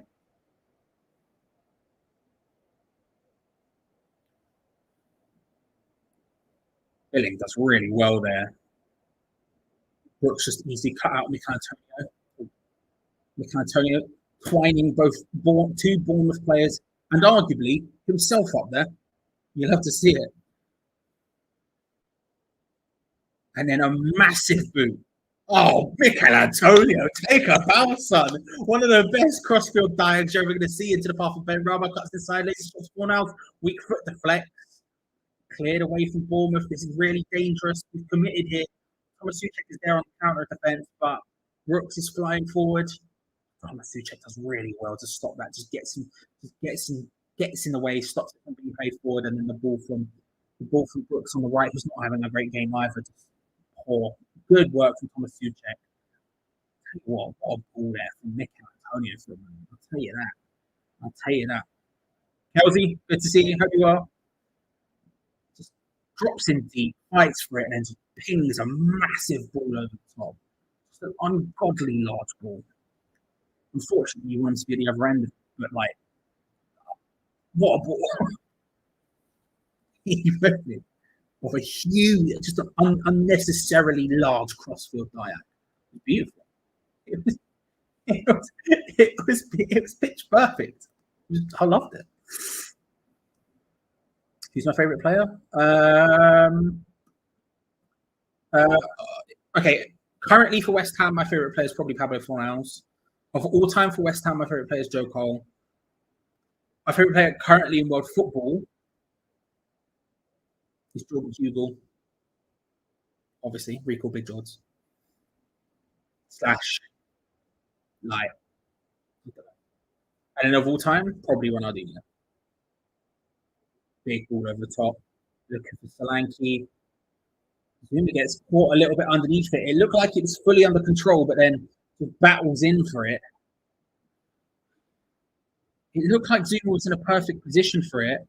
And then just a little bit, it just bounces a little bit awkwardly for him, and he just doesn't know what to do. So he just ends up just getting any sort of clearance away on it.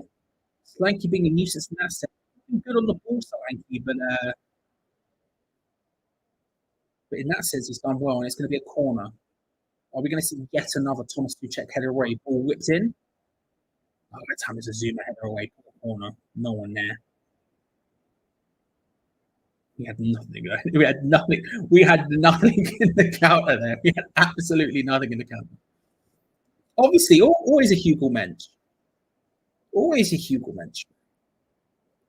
Who was the player you were talking about last night in the chat of the disabled team video? Was it last night? I think it was the night before. Maybe the night before. I was listening to their social video, and you were in the live chat. And you were talking about a player, but I can't remember who it was, Wally. Who was it? Because like I think it was Titch was like, it's the new Fredericks, but I can't remember who it was. Rain D. Oh, is it? I was like, what, the journalist? I was very confused for a second.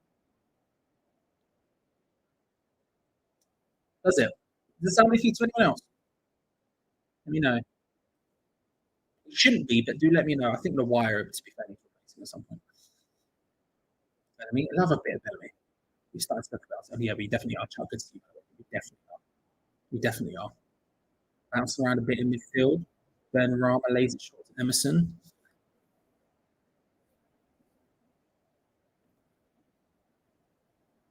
Zuma to Sufal. We'll be thrown to West Ham and some pressure from Anthony, but we get the throw in. Does mean that it's basically a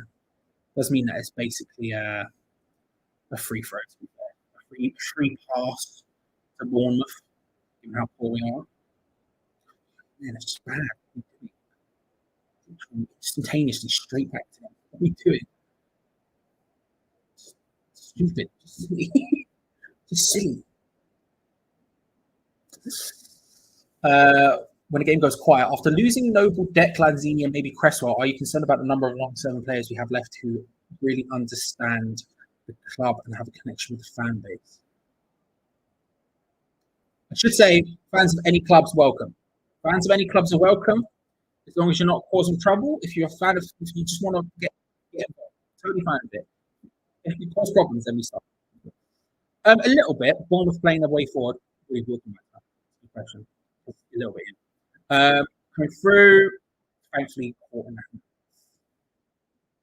Underwater sounds bad. Does it sound bad for anyone else?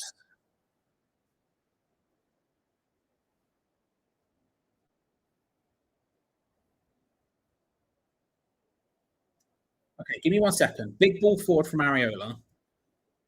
We lose the ball out instantly. Right, now's the time. Hang on, give me 1 sec. Nope, sounds fine, says James. James Gonzo sounds fine, and I trust James. Sound bad?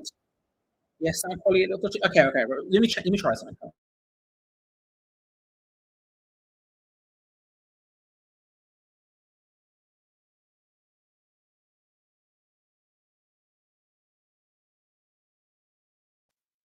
Hopefully that's slightly better. Owen, wide on the right hand side, charging forward. Jared Bowen looks to try and play across. That'd be a corner. Nessie blocked it. My Lord. I mean, North Idaho. Wild. There we go. Hopefully, maybe that works. Sounds fine to me. I don't know. Nope. How bad is it? Don't know. We'll see. Whipped in from the corner. Oh! I couldn't even tell who got the final touch. It was played in. There was an initial header, and then Bowen was there. Antonio was there. Billing shouting about something. Let's look at the replay. Whipped in from Bowen. Initial header from Paquetá. Antonio just gets a touch on it. That would have been in. They don't look confident from corners. I will say that. They don't look confident from corners at all. All good. Sounds good to me now. Good now. Good. Okay, cool. Thank you. Benrahma shot from range. Straight over. Now, I won't touch it. I'll leave it exactly as it is now. Benrahma there doing classic Benrahma things. Dribbling inside, sideways, and then just powering a shot over the bar. Oh, I'm looking at replay of that corner. It was so close. Any touch and that ends up in the back of the net. Any touch at all. Annoying. Very, very annoying. I'm going to have to let you go. You hate to see it. You hate to see it, Steve. I'd fire me, to be fair. So, you know, it is how it is.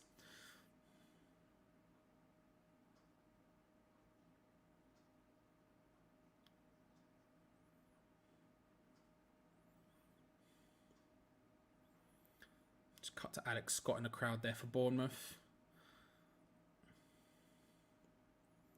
We lose out the ball instantaneously from the free kick. Like, instantaneously.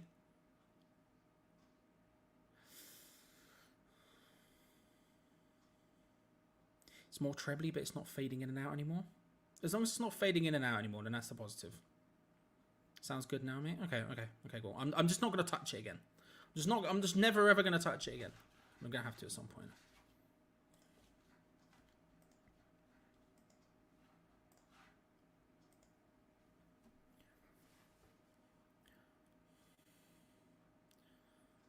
Benrahma, nice 1-2 with Lucas Paquetá there. Lovely done. Don't take a shot. Lay it short to Sofao. Cross it in. Souček or Bowen. Back post. Oh, can't quite get there.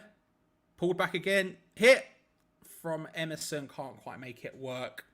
Neto easily collects it. It was from Benrahma. I thought it was Emerson.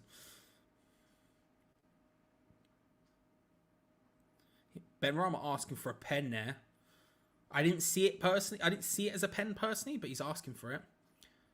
Fornals has played back to Benrahma. That's where the confusion was. I think it was fine. Personally. For anyone, Aero shot, good to see. I think we're doing all right. We've created the better chances. Obviously, it's been very David Moyes. They've had all possession, but they've not really done much with it. They've gotten slightly dangerous as the half has gone on, but in general, I would say we've had the better chances. It is what it is. Souček with the control. Souček twining him up. You love to see a poor pass from Benrahma first time. We're looking to really play it quickly through the lines. If anyone has a deeper explanation, by the way, feel free to let Aero Shock know. We're looking to play it really quick. Anthony, poor pass. Anthony's been crap today. I'm not going to lie.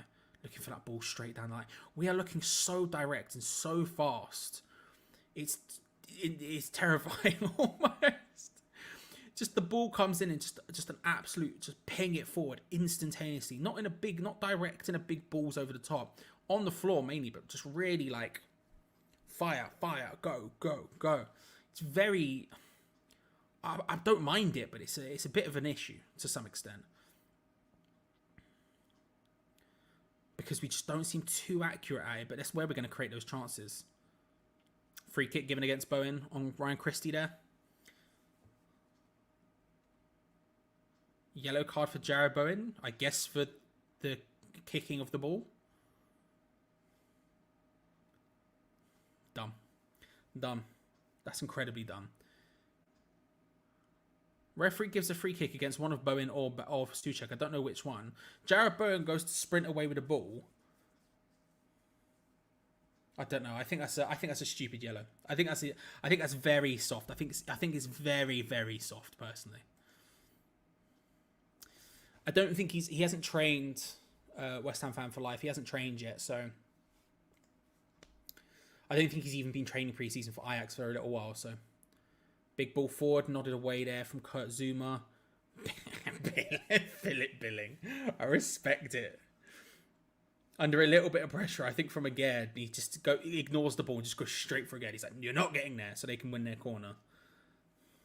David Brooks is going across to take it. We'll see how it goes. Ryan for the £2. Thank you very much for the full-time fund. Massively appreciated, sir. Helps us out a huge amount. Thank you. Like I say, we're doing okay in a Dave Moisey sense. I think the reaction will be that, right? I think people will hate it because it's David Moisey, ball in, punched away from Areola. But realistically, we're creating the better chances of the two teams. They have dried up. I think this half, the longer it's gone on, the worse it's got for West Ham. We started very brightly. Both teams were gunning for it, and they looked very shaky, and we were going mad. Then the 20 minutes after that, it felt very much like it was starting to become David Moyes. We were sitting very deep, hitting them on counter-attack, creating better opportunities than they were, but certainly having none of the possession. And at this point, it feels a little bit like our opportunities are drying up as well. The longest half's gone on, the worse it's got for us. Or the better it's got for Bournemouth, either way. I don't even think it's got that good for Bournemouth. But it's a Moyes game. It's a Moyes game of football, you know. Slanky looking for the 1-2 of Ryan Christie. Shot from range again. Areola palms it away. Thankfully won. But thank you for the £2, Ryan. Much appreciated. Calls from handball, definitely a pullback on Paquetá by Brooks there. And Paquetá gets taken down. That's going to be a free kick to West Ham. Thank you very much. Moyes ball at its finest is a perfect way of describing it, girl. It's Moisey, it's Moyes. Sorry, yeah. Exactly what Richards is saying.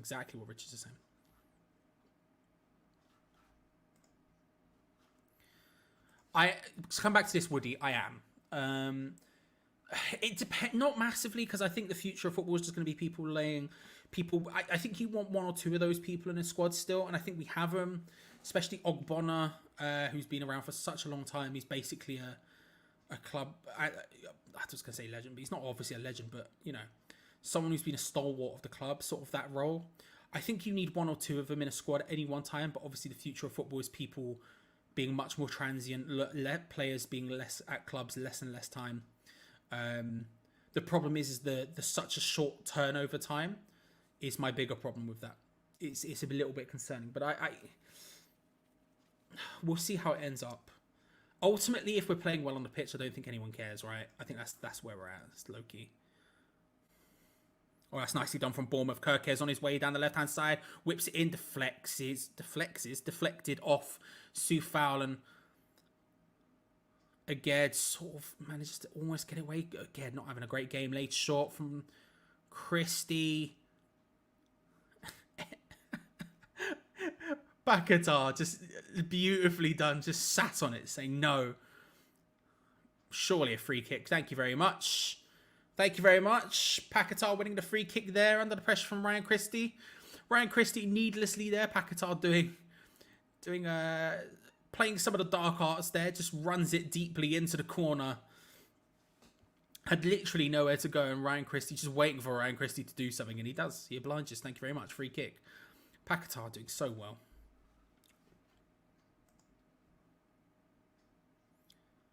Paquetá, he's having a good game.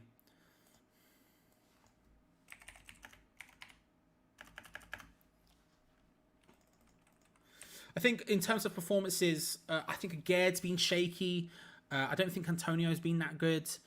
I think Paquetá's having a good performance. I think Souček's having a good performance. Bowen started off really hotly and it's sort of died down a little bit. Looking to play the ball forward here. Bournemouth down the left-hand side, looking for Kirkes.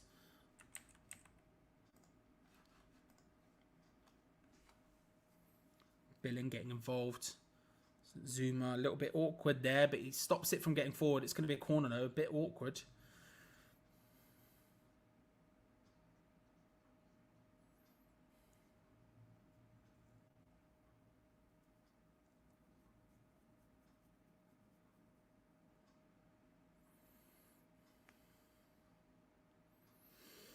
Corner to Bournemouth.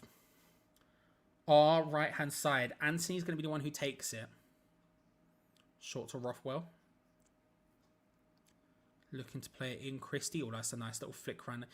It was a nice idea. It was a nice little training ground routine there, but just maybe a little bit too cute there. And their passing, especially Anthony's today, their passing has just been nowhere near zippy enough and accurate enough to really be pulling off those sort of moves. But it was a nice little training ground routine. I enjoyed it. I enjoyed it even more because it did not work. Zuma going short. Was expecting him just to hoof it. Playing himself a little bit into trouble here. We're going to throw him from it, but just a little bit awkward there. Needed to maybe just hoof that one. I'm not a proponent of the hoof, but they're certainly pushing us here.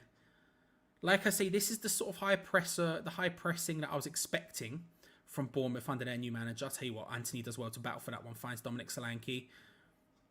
Sufal teaming up with Zuma, just getting the block on that one. Paquetá, nice turn.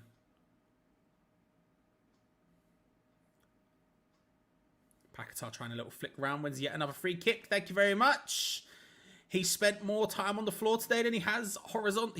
He spent more time horizontal than he has vertical today. But, you know, he's doing his thing. He's doing his thing. 1 minute of stoppage time to play. Oh, Ray, I don't know what you were expecting. It's a David Moyes West Ham side. I don't know what you were expecting. I've met quite a few. I've met Antonio twice. I've met Pedro Obiang. I met Masuaku. I've met Jose Fontes, Sam Byram. I met... who else have I met? Ludo McCloskey. Freddie Lundberg. Met quite a few. Half of those through Hamish Chat stuff. And then some of those like Lundberg and McCloskey and stuff through other stuff. Just through life. Half time there. 0-0 at half time. Started really excitingly. It started really excitingly. I think Gary's got it. It's sort of bang on with where I'm at a little bit. It started really... I flipping wish, Richard. It started really excitingly. And there was Marlon Harewood, man. And we were sort of buzzing for it. We're moving, like they're going quite quickly, and the sort of the fast tempo of it wasn't really working for them. If we're being honest about it, I felt like their passing was just being really emphasized as being just weak and dodgy when we were going fast for the ball, when we were pressing, and it was working out for us. And then as the game went on, we settled into the Moyes rhythm of sitting deep and only looking for those counter-attacks. And that necessarily wasn't bad for us. I think it was working for us. I think if you look over the course of the entire half, I think we have made the better opportunities. We've been the more dangerous team. The problem is that especially in the last 10 minutes of that half, it became basically all Bournemouth. Possession-wise, it was already mostly Bournemouth. Pardon me. Possession-wise, my stomach's going crazy. Possession-wise, it was, pardon me again, it was all Bournemouth anyway. There was at no point was it not all Bournemouth. The stats will be the stats. It will be them with a very high percentage, right?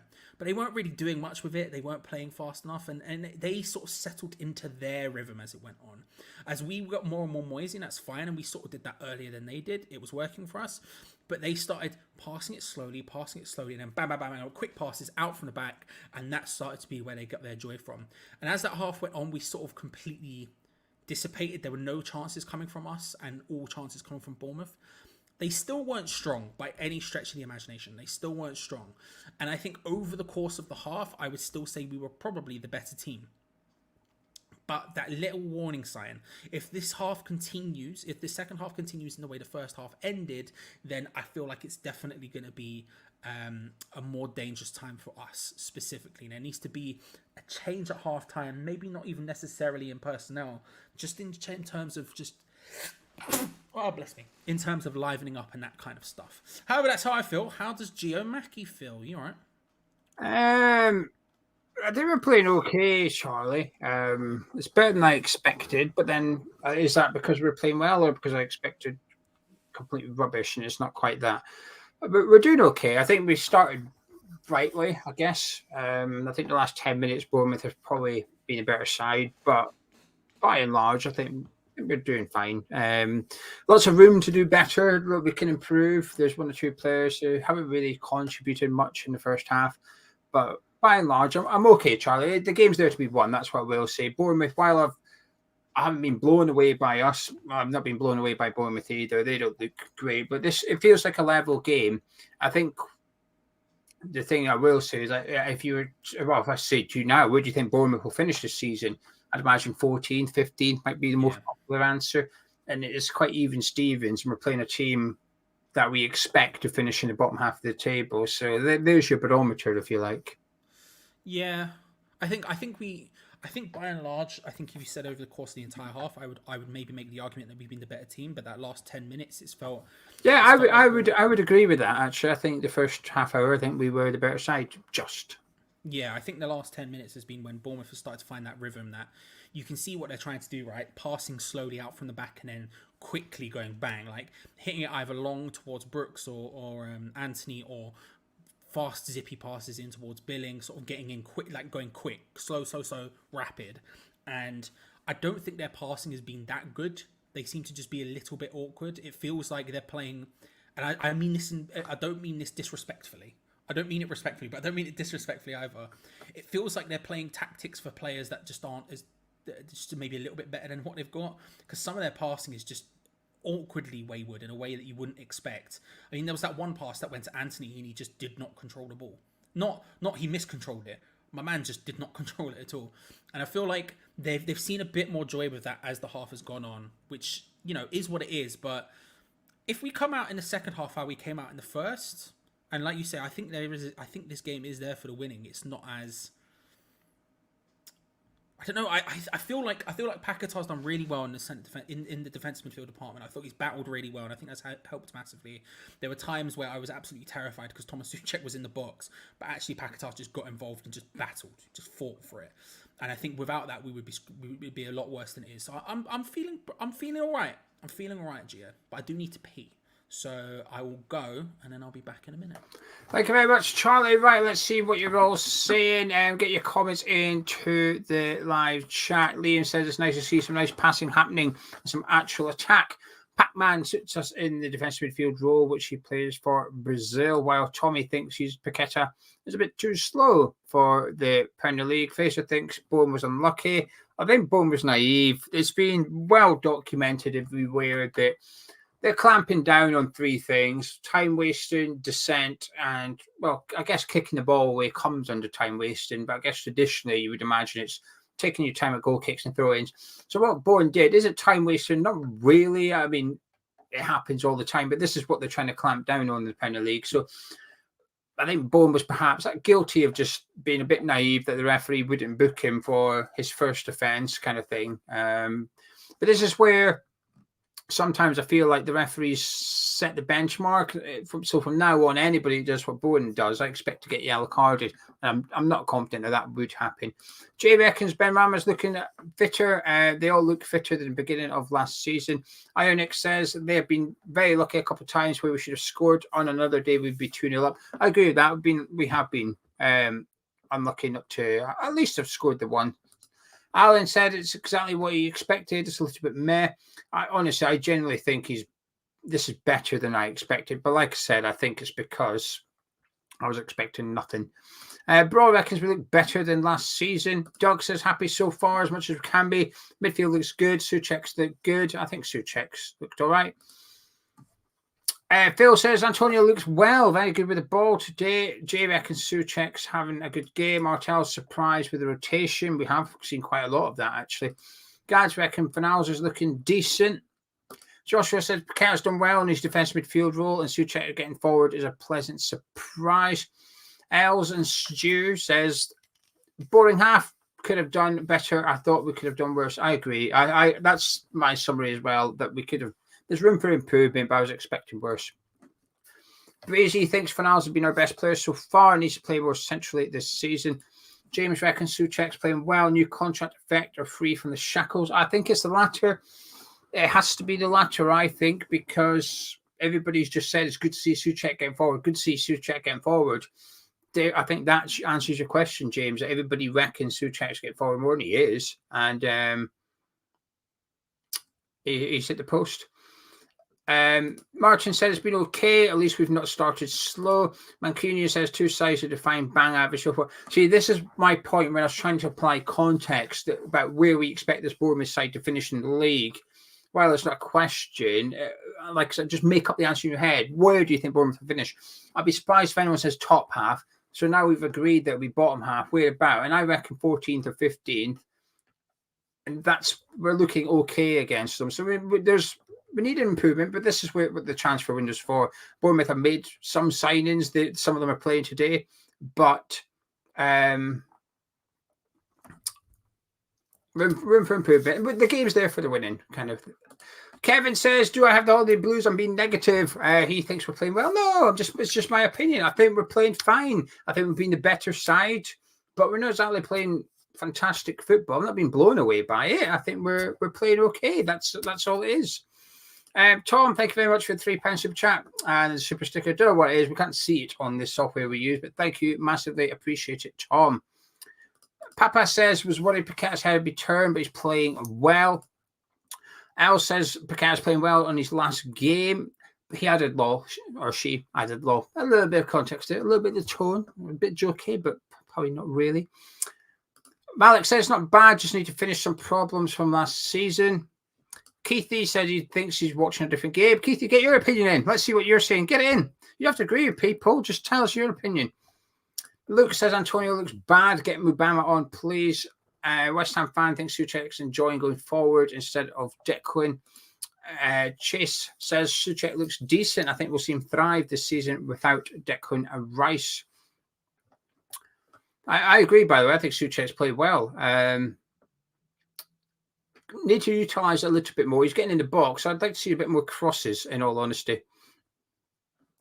Martin reckons both teams look like relegation. Fodder, who's captain? Zuma. Kurt Zuma is the captain for this one.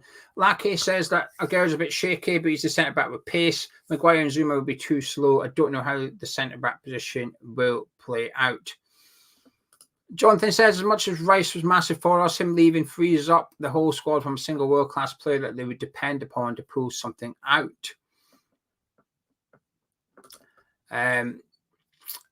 Mancunian reckons we should have gone for Orban. Eddie reckons Antonio looks like an old man out there. See, I have to be honest with you. I know some people have said and they think Antonio's playing well. That's fine. I'm not particularly keen on him. I think him coming off from Obama would be my first sub, because I think Benrahma looks decent, Fornals looks decent, Bowen looks decent, Paqueta and Souček look decent. So if your whole midfield five, in my opinion, are playing relatively well, there hasn't been loads of chances for him, but I don't know. It's just not sticking with Antonio. He did well at one point to win a corner, but that's about it. So I think I would, I'd be looking to get Antonio off for Mubama. Hammer 1999 says Fornals looks so at home in the number 10 role. Souček's been good, but love to see how Alvarez would play with them two in midfield. John says it's quite encouraging with new signings still to come in. Christian thinks people got used to last season, so average looks good. Maybe you've got the holiday blues as well. Nick says, after watching Man City and Declan, I am very sick of Moyes' sloppy style. Taz says he likes the rotations. Well, I agree. I do think I've enjoyed the way that Bowen went up front, Antonio covered him, and then Benrahma's come in, Fornals has gone out as well. I enjoyed that. I like that fluid attack that we've got going on at times. James reckons everyone in attack is 6 out of 10 apart from Antonio. Antonio needs to do better. I've been told, Charlie, that I'm being too negative and I've got holiday blues.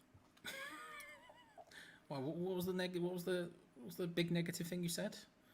What was the big negative thing you said? I don't even know. I'm not even sure. I said better than expected, and we've been a better team for half an hour. Maybe I was supposed to say for 45 minutes, but I don't believe it. I think we've been fine. We've been fine. I just don't think we've been that good. I don't think it's been great. It's fine enough, and that's it. And that's honestly, we've not blown Bournemouth away, have we? We've had the better chances. Souček was very unlucky to hit the post. Paqueta was a bit unlucky with his flick on. But it's been all right. The football's been all right. That's all it is, in my opinion. I think the problem is with our formation and the way we play, we can't really blow teams away. It's very unlikely. Like, outside of the freak 4-0. We blew this lot away at home, in this fixture last season, though. Outside of the freak 4-0s that we've had a couple of times, but they are freak. Actually, by and large, a good performance looks basically like this. Like, it would maybe be a little bit more concise. We'd be a bit more better. We'd be a bit stronger defensively, and we'd be a bit better on the counter attack. But that's where it's fine comes from, right? It's that just little bits of sharpness, those little levels that we could raise. But actually, I don't think it's outside. Like I say, outside of those freak performances, I don't know if it's possible for us to blow teams away in that sense. I don't know.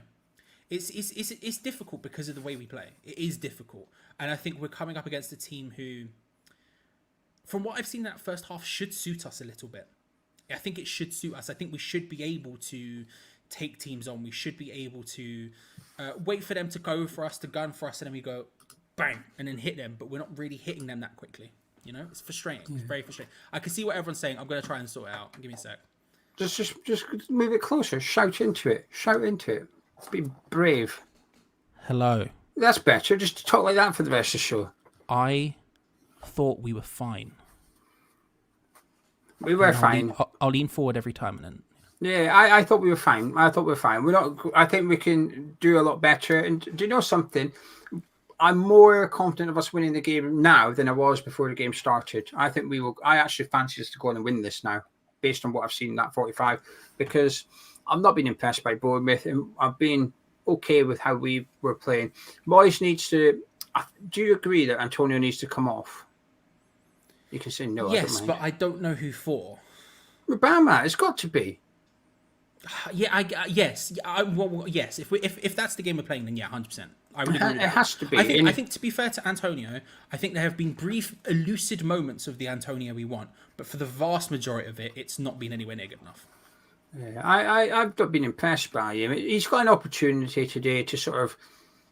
I feel like Souček's decided, right, Ward-Prowse is on his way. I'm going to go out there and I'm going to perform so that I start against Chelsea, regardless of who signs for West Ham. You know, Alvarez is here now. I feel like we're seeing a bit of a reaction from Souček.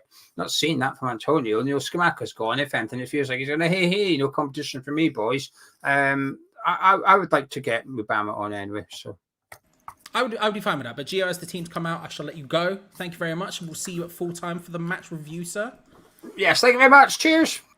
Make sure to come back for that, because Geo will be live at full time with Gonzo for the match review live on the channel. The second half has actually kicked off very awkwardly there. My stream, the North Idaho TV network, just went a little bit weird. But we have kicked off for the second half. Come on, you Irons, deploy the boys. It's time to run two things in that. Let's see how it goes. But it is West Ham United 0, Bournemouth 0. I'll wait for the 30-second mark and we'll press play. And the second half has kicked off. I couldn't see any subs. Let me know if there are any. Equally, I've tried to mess around with some of the mic settings to hopefully make it work. I'm having a nightmare with that sort of stuff apparently today. Just an absolute nightmare. I don't know why it changed. I went away, it was fine. I didn't touch anything. I come back, it changed. It's a problem. Who knows? Make sure to subscribe if you haven't already, because we do watch-alongs every single week on this channel, every single game on this channel. I'll be missing the Brighton game. I don't know what Gio's going to do for that. But we are here every single game. So if you're looking for a way to get involved with people while watching the game, for keeping up with things, or if you're just looking for, ways to find ways to watch, then I would highly recommend subscribing, because we're here all the time. Hit that bell notification so you don't miss out on future things, and like the video because it helps us out massively. We are flying on the likes though. We're at 415 right now, and I don't know if Geo brought up, but just in case he didn't, Tom, thank you very much for the £3, sir. For the full-time fund, helps us out a huge amount. Thank you, my bro. Thank you. Second half, kicking off. Max Aaron's taking it past one, and then Paquetá just drags him down. That says I think he looks really interested. I think he's been one of the better players on the pitch for us, I think, to be honest, personally. Laying it short there to Ben Rama. Were there any changes? I can't see any. Yeah, I think Downs is done. Personally, I think he's off to Southampton, isn't he? Which is probably for the best with him. I think he needs to play at a higher level than the Championship, but he does need to get out of West Ham, personally. Jeffrey, very kind of you, sir. Very kind of you. Very kind of you. Oh, beautiful pass from Paquetá. Souček storming forward, lays it short to Soufal. Ooh, somehow we keep that in. I'm not really sure how that's happened. How that's worked out there. Soufal battling for it, losing out. And now Thomas Souček is going to storm back to try and stop that one from coming forward from Bournemouth perspective. Fornals gets involved. Lovely stuff. Throw into West Ham. Good work. Good defensive work there. Quick throw looking for Bowen. Instantly lose the ball. It's a lovely West Ham throw. It's a classic West Ham throw. You're like, oh, instantly it's theirs. Okay, right. Oof. Dan, I hope you're doing all right. If this was a recent thing, then I hope you're doing all right.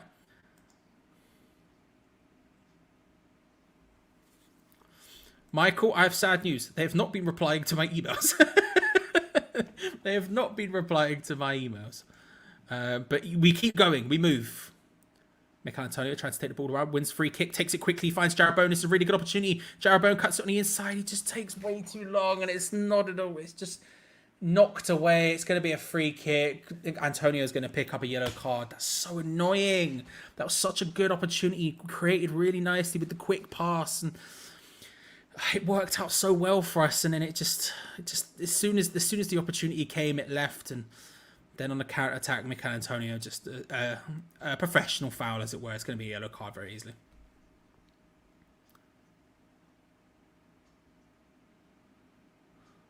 It's maybe a bit. It's maybe like looking at the second thing. It's maybe a bit light, maybe a bit soft on the yellow card again. First one was of course Bowen. That one a little bit soft again, but at the same time, yeah.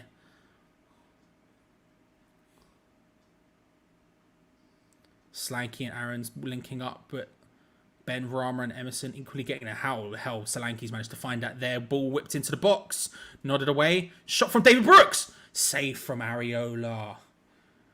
Half on the volley from David Brooks. Ball bounces back towards him, headed away from I'm not sure who. Comes to Aaron's with his weak foot, whips it in. It's nodded away. I can't see from. I think Soufal. And David Brooks going backwards on his left foot on the half, just on the outside of the area, smashes it. It was too close to Areola in terms of positioning. Anywhere else, you think that's maybe flying in, but a good save anyway. Good hand from Areola. It's going to be a corner to Bournemouth on our left hand side, whipped in from Brooks. Very unconfidently cleared away, but Bournemouth do have the ball in a deeper position than he had it previously. Oh, good interception there from, I think that's Soufal. Ball doesn't quite work out first time. It was Soufal. And Bournemouth win a throw on the halfway line. The first half has started more in Bournemouth's favour than it has in ours, it has to be said. It started fast and high pressure like the first half did, but we've not been getting the rub out of that. It certainly feels like Bournemouth have been creating more. The Bournemouth fans are getting a lot louder here as they're passing the ball around. The tempo is faster than it was. It's certainly, I don't know, it just feels a little bit more Bournemouthy, doesn't it? It just feels a little bit more Bournemouthy so far. Oh, flipping Idaho network, man.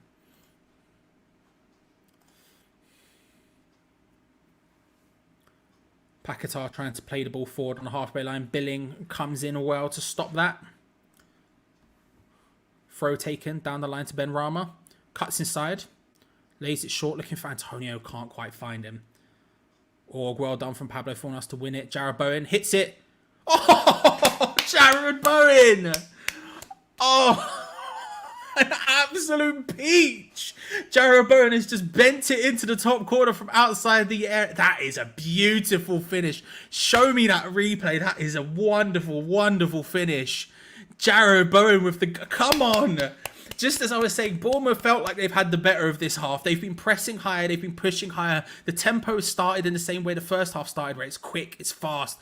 But it's felt like it's been all Bournemouth. And then out of nowhere, Jarrod Bowen from range just curls it right into the top corner. It's a good tackle from Fornals. It's laid quickly to Jarrod Bowen. And then Oh, that's so good. Souček slacks it off to Bowen. Bent right in. Jared Bowen.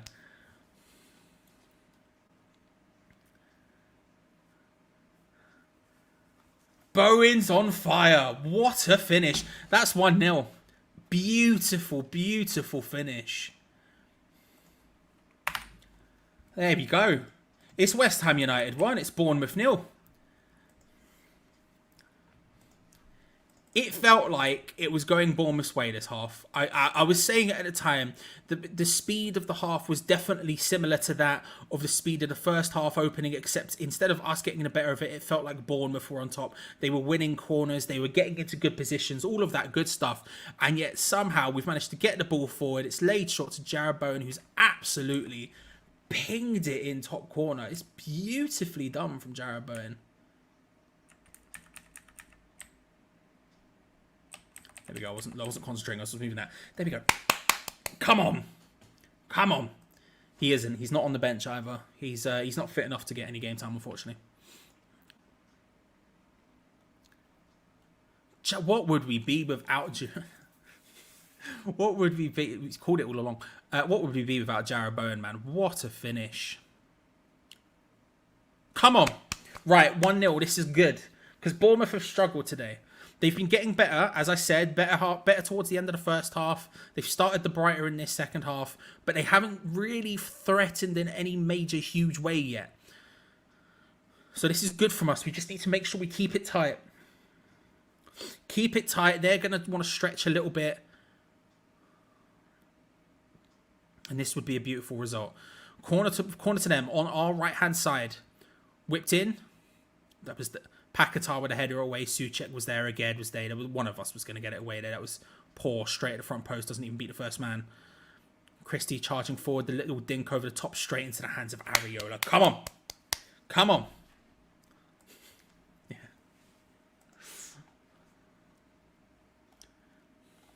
Wouldn't surprise me. Bubbles blaring out now. I was just talking about how loud the Bournemouth crowd was starting to get and how forward they were. No more.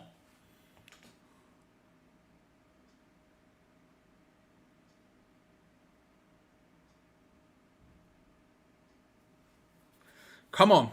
Right, this is good for us now. Back to Moyesian football. Back to sitting deep and holding it tight. Oh, that's a really nice ball for Dominic Solanke, who's in behind Solanke. Areola gets his hand to it. I tell you what, it was a really tight angle. Solanke's done well to win anything from that. Ball forward was absolutely beautiful. Max Aarons just lifts it up, just curves it perfectly into his path. And it was just a little bit too high again. It's just not been on it today at all. And Solanke gets in around the back. It was very tight. Corners taken quickly and short. Bournemouth from the right-hand side looking to play it back in. David Brooks, easily collected from Areola. We like to see it. There was a moment there. It's the wall, brother. Ah, I love it so much. I love it so much. Oh, dangerous from Bournemouth. Dangerous. So I'm just thinking about the way the ball's. Oh, I love it. And he's on top of the building, like a mile away. It's beautiful. Oh, this is a good opportunity for West Ham, actually. Pablo Fornell's on the ball. Souček running onwards. Ben Rama, Souček's in the box. Antonio's arriving. Short pass to Emerson. Ping it in. Oh, Paquetá hits it. It was always going wide. Back down. Paquetá's there again. Ben Rama's there. Maybe short. Takes one. Just takes about 8 too many touches. That's fine. We still got the ball. Emerson. Stream. No, not now. TV network, not now. Oh, and they have the ball. I don't know what happened there. Bowen's down. I'm not sure what happened, but it's there.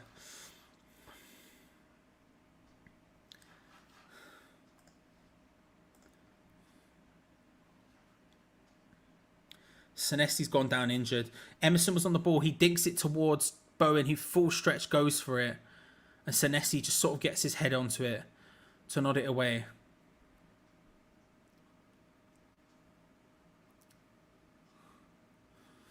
Close. Really nicely done. Really nicely done there, just creating those opportunities. Just creating the opportunities really well there.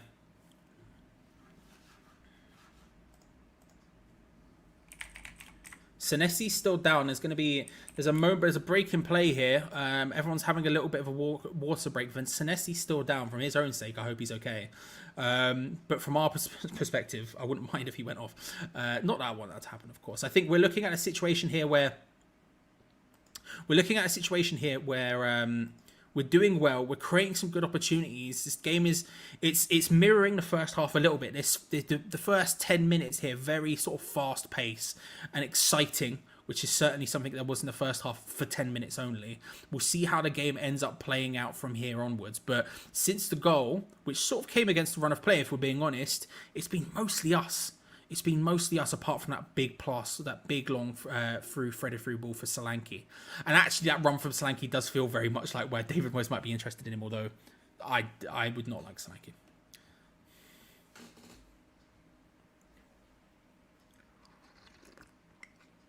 So Senesi's gone off. He's on the edge of the pitch. Bournemouth are now down to 10. 12 attempts we've had compared to their 5, although they've had 4 on target. We've only had 3. But again, that shows the efficiency in our attack compared to theirs. Just that ultimo counter-attacking footballness. Going to be a throw into Bournemouth on the right-hand side. Near the corner quadrant, as it were. Near our defensive corner quadrant. Long throw that time from Max Aarons into the path of someone. Billing, battling for it. It was Solanke who was into the path of. Free kick in a very dangerous area given against Lucas Paquetá there. Little foot out on, I think it was Aarons. Yeah, Aaron's just trying to work his way forward there. Just a little bit. Both players at full stretch, and Paquetá's the one who clips him more. It is a free kick. It's in quite a good area as well. You're talking just a couple of yards outside the box, on an angle. Oh, I think he'll probably have a shot. You've got Rothwell, Billing, and Brooks standing over it. You'd imagine Brooks is going to be the one to hit it. It's maybe at an angle where it's slightly... No, it's a good angle to shoot from as well. Not the best, but pretty decent. It's almost, if you're talking this is the edge of the area, if this is the sideline, edge of the area, it's probably about here-ish. Only a couple of yards outside the box. Billings is replacing the ball as the referee puts the line down for the ball. Maybe he's the one who's going to hit it. You can't imagine this being anything other than a shot aimed for that top right-hand corner, though. Senesi comes off. On comes Chris Mepham.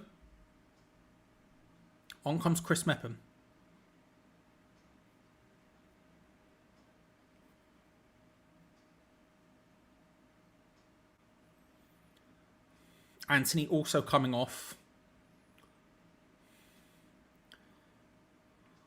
And I think that's Clivert. Yeah, Justin Clivert coming on as well.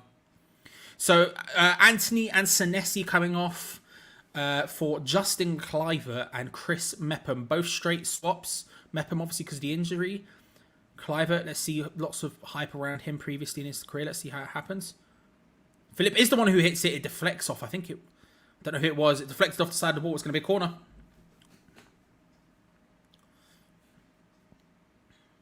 I think it was Antonio, maybe.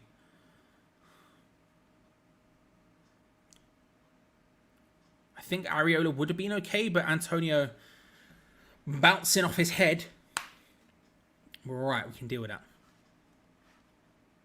Here we go. Corner from our right-hand side to Bournemouth. Whipped in into a dangerous position, but it's headed away. Mepham battling for the ball, his first touch of it since coming on.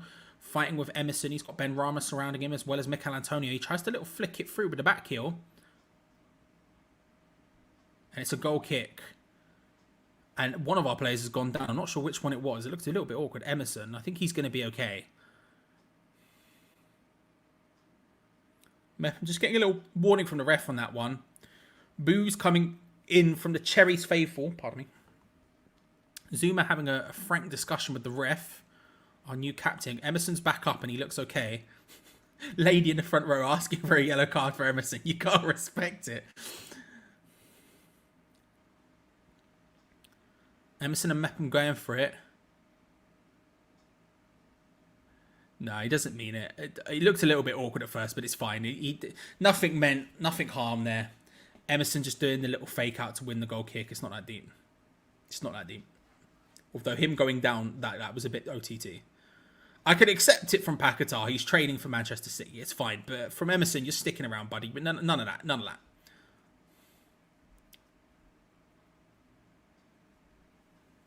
Did Cornet get injured in the warm-ups as I didn't hear this, Martin. If anyone knows this, do let me know. Because I didn't hear this. I should probably take this off, seeing as it's no... we don't know what the lineup is anymore.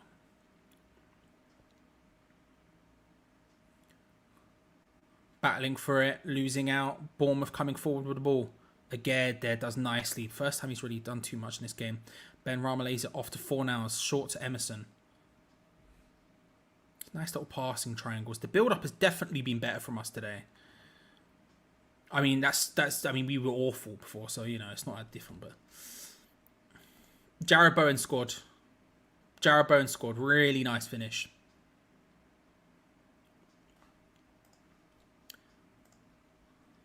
Tell you what, could we? In theory. Mepham, and then... Wait for it. Nope. Yes, there we go. Yes. There we go. That's how the two teams look now. Yes. 27 minutes to go plus stoppage time. 1-0 West Ham so far. Looking decent for it. Let's just get that perfectly in time. There we go. Looking decent for it. Antonio on the ball. Lays it short to Paquetá. Poor pass. The idea was there, but it wasn't good. And now Bournemouth look to try and get forward the ball. Kirkes, nice little touch around the back. Christie back to Kirkes, who does really well. Paquetá looking to try and cover again. Oh my lord. I tell you what. I have said a lot of bad things about Aguerd today. I don't think he's been that good, but that was a really good go-go gadget leg last ditch challenge. Beautiful play by Bournemouth, by the way, to get the ball forward. Kirkes heavily involved in it. Again, so nicely done. Just to cut that out just before Solanke can get onto it in the 6-yard box. Really nicely done. They take their corner quickly again here, Bournemouth, and short. Cut his side. Hit from range. Oh my god, it hits the bar. Ryan Christie, flipping heck. What a hit. Off the bar, thankfully, and out for a goal kick. It was Rothwell. I thought it was Ryan Christie. Laid short. Rothwell controls the ball, takes it past Fornals, and then just hits one from range. Beautifully done. I tell you what, that would have been an absolute peach if he finished it. Crashes off the bar. Out and for a goal kick. My lord. That was terrifying. That was terrifying. Yeah, I agree, Jimmy. I would like to see him as well. I think at this point, yes. Yes. Antonio's not really been doing it today. One or two brief moments of seeing the Antonio we want. Outside of that, not really happened. I would not be against it at all. Ogbonna seems to be stripped off somewhat. He has a bib on still. But I did notice Ogbonna sort of... I don't know whether he'd just been warming up or what, or if there's going to be a change for Ogbonna. I don't know if it was a case of Aguerd was playing poorly, so he was thinking, let's get Ogbonna on. I don't know. Paquetá battles well for it and comes away with it. He's done really well like that today. Oh, them pings a really nice ball looking for Antonio. Can't quite find it, but I love the idea. Bowen collects the ball regardless. Charging with it. A little slip, but still wins the ball and keeps it. Oh, beautifully done from Jarrod Bowen there. Slips over and yet still manages to keep hold of the ball. You love to see it. Aguerd laying it off to Emerson. Short to Ben Rama. It was just a little bit stretched there. Ben Rama can't quite get there. Max Aarons tries to turn him and does. The pass inwards was a little bit awkward, but they've managed to come away with the ball here, Bournemouth. Mepham just clears it away. Aguerd steps up high line, just nods it down. Zuma. Just... Did Zuma on a yellow? Who's on a yellow? I can't remember. Bowen's on a yellow. Who was the other one? Is it Antonio? Can't remember. Kluivert looking to lay it off for Kirkes. Finds him. Tries to dink it across Thomas Souček. Good work, Thomas. I tell you what, a good dive and tackle there from Christie at the far side to stop Soufal progressing. It's going to be a West Ham throw on the right-hand side. Tell you what, this game's got better. This game's got better. Yeah, I agree. I'd love to see him. I would love to see him. I just don't think Antonio's... It's just not... I want to... Because the thing is, right? The thing is I want to give him the benefit of the doubt, and I want to commit to Antonio, because I really like Mikel Antonio. And I think without him, it would be a bad thing, but... Oh, flipping hell. Bournemouth have gone for it, ladies and gentlemen. The 4-4-2 is the move. Ryan Christie is off. And on comes Kiefer Moore. Of course, another former West Ham target, Kiefer Moore. Massive mountain of a man. I like him, to be fair.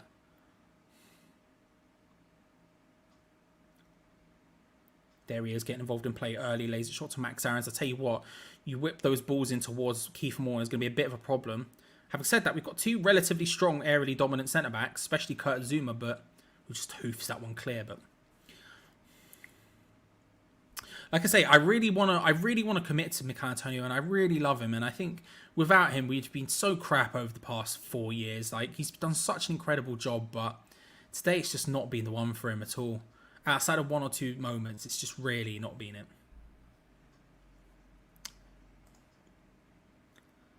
Yeah. Yeah.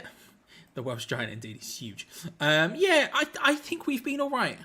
I think we've been good enough. We could be better. Don't get me wrong. We definitely could be better. But I think we've been all right. I think we've been all right. We've done what we needed to do. It's a very Moyesian performance, but we've done what we needed to do. We got a little bit lucky with an absolute worldie of a goal.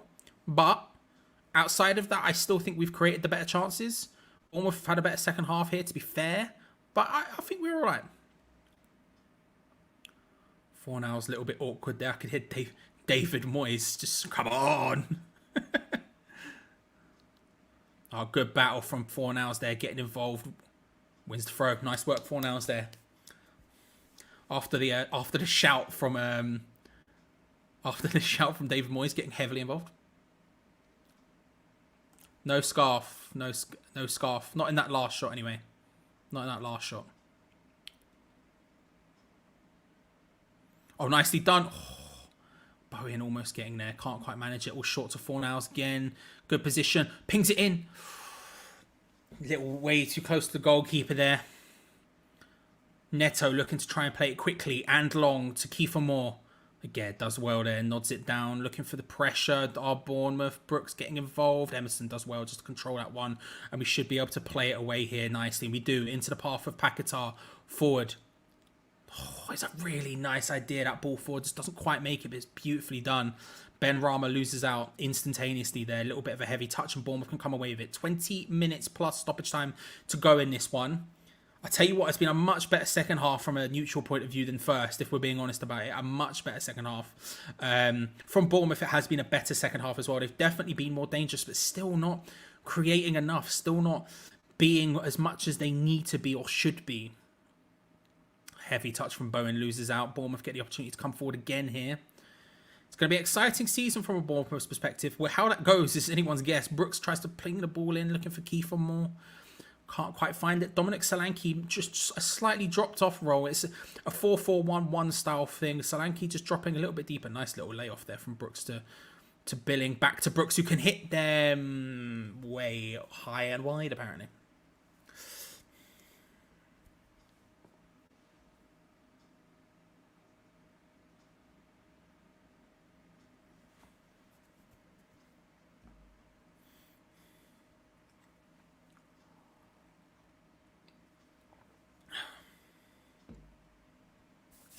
Goal kick for Areola. We're going to take as long as humanly possible on this one. Max Aarons is down at the same time. Budgie!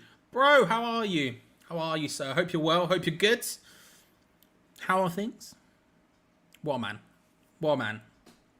Love Budgie. Do you not subscribe to Green Street Elites? Bruh. Come on now. I think he's having a really good game. There's a little bit of a break in play here as Max Aarons is down receiving treatment from the physio. I think Souček's having a really, really strong game today. I was really concerned how it was going to go given our one defensive midfielder. I was terrified how it was going to go. But he's had a really strong game. I think Paquetá's had a really strong game as well, which has helped as well, to be fair.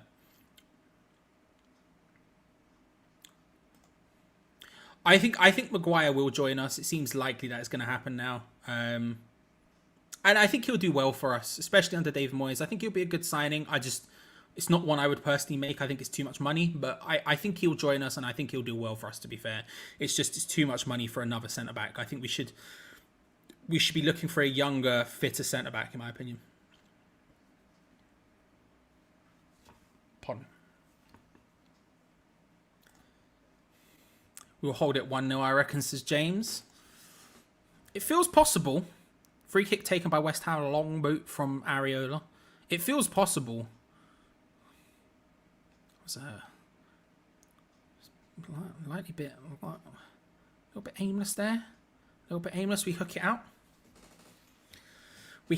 We move. It's going to be a throw into Bournemouth on the left-hand side, on our right.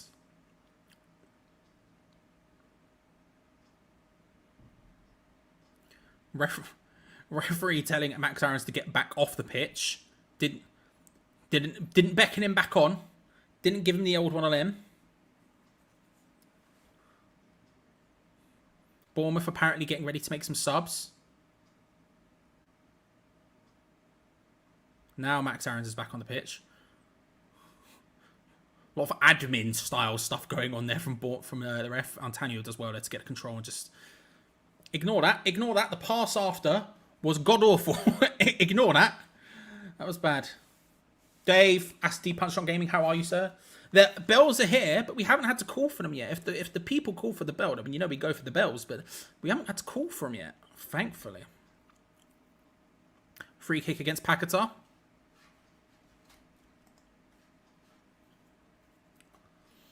I tell you what, the longer it goes on, I've still got this poll up. I was going to take it off at half time, but I just thought we'll leave it on. We'll see what happens. So it's certainly felt more accurate as the game's gone on.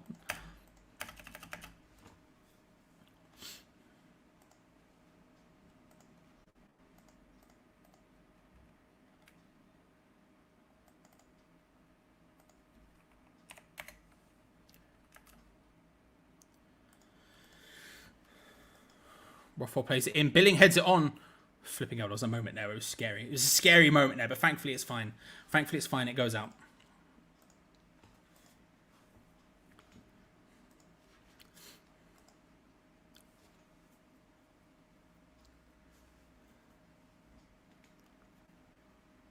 I'll be that close to 500. I didn't look.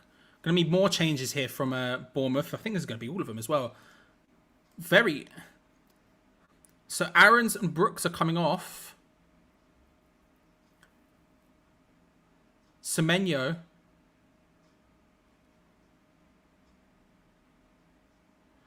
So Hill and Semenyo coming on for Brooks and Aarons. For Brooks and Aarons.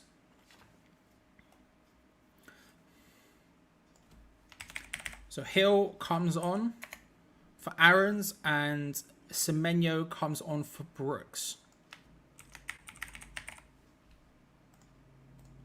I think that's how you spell it. I might be wrong. I think I was correct.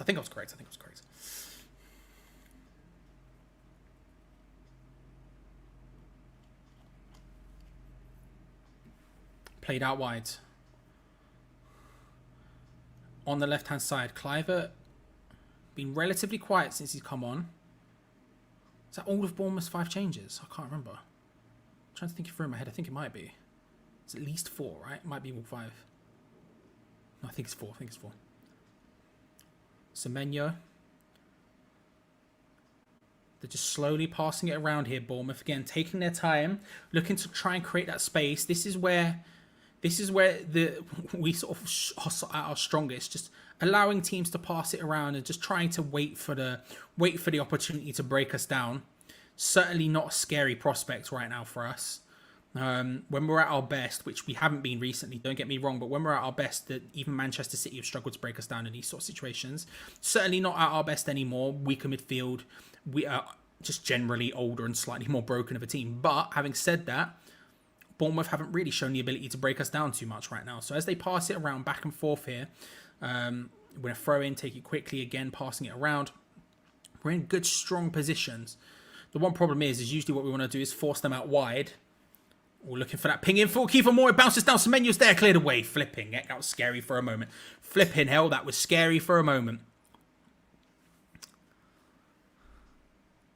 And West Ham control the ball. I'll tell you what, we will be doing a bell poll in a second. I've seen enough calls for it. Give me a second. Cleared away, not well enough. Straight into the path of Bournemouth. They come forward yet again. Like I was saying, usually we want to force them out and cross it, just cross it in. That's fine. And for most teams, our centre-backs will be more than good enough to deal with that. Although played in again, header. Breezes over. The Bill Lumber, thank you very much for the $10. Could a bro bing on Mubama? We'll see. Let's lob a bell in and we'll see what happens. I think people were saying Danny Ings. I saw Danny Ings as well happening. But the Bill, thank you very much, sir. The poll ends. 64% of people in general thought that West Ham were going to win this one. But let's see. Is it time for the bell? Simple poll. Bell? Yes or no? Here comes Danny Ings. Danny Ings is coming on in place of Michail Antonio.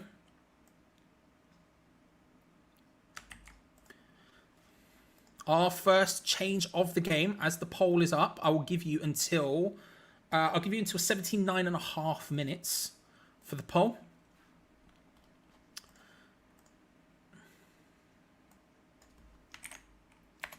Ings on for Antonio in this system. Pointless. We are now... We're wasting our time. I'm not going to lie. Seems like a waste of time here. But there we go. It's a thing that's happened.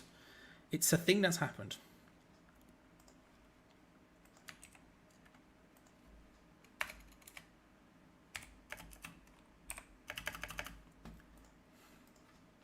There we go. Bill, your name will appear up there in a second. The Bill. Thank you very much for the full-time fund. Helps us out massively. Look to ping that ball in, headed away from Kiefer Moore. So that's what I was saying. Like, we're usually very comfortable, you know. Our centre backs will outball anyone in terms of aerial dominance. But with Kiefer Moore, it's a different story. We can force him out wide. We can look for those early crosses that they're looking for here. But he's just such a big presence. And again, just battling for a Gerd. He's lost the free kick there, but still. Explain the bell for newbies. Okay, so it looks like it's going to pass anyway. We eat baby bells for luck here, you know? So, in 10 seconds time, depending on the hard of bells, fair. So, we eat baby bells for luck. Baby bells are a thing, right, on the stream. We've gone through many things. Oranges were originally the lucky food. And then, the bell poll has passed, by the way. The bell poll has passed. Oranges were originally the lucky food. So what we would do is whenever the chat felt like we needed some luck, needed some drive, a little bit of injection into the team, we ate an orange. And it worked. And then we moved on to baby bells, and baby bells worked. Then we moved on to pizzas, and pizzas worked. But I can't be eating too many pizzas. So we've gone back to baby bells. So now the poll has passed. I'm going to get up and grab a baby bell. Give me a second. We're belling it, ladies and gentlemen. It's being belled. You give me just a brief moment. And he's going to grab one from the fridge.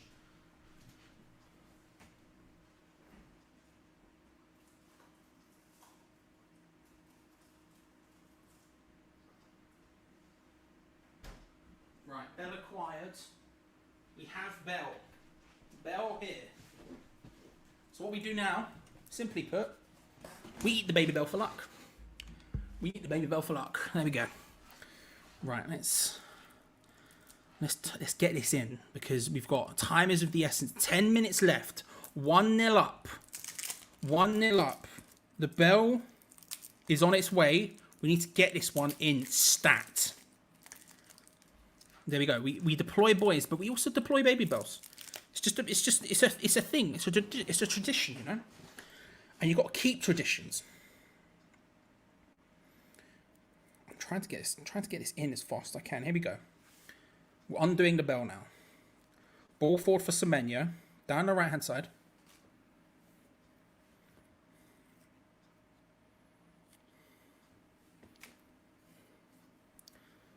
Here we go. We're going to just eat it in parts.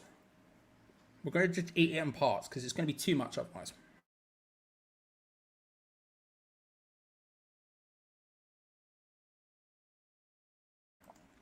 Semenyo short.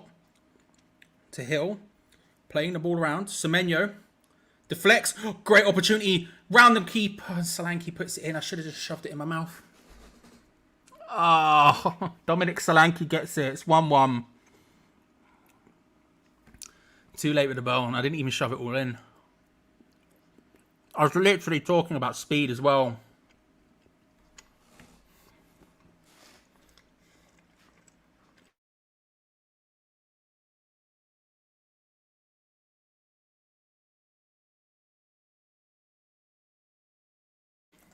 One.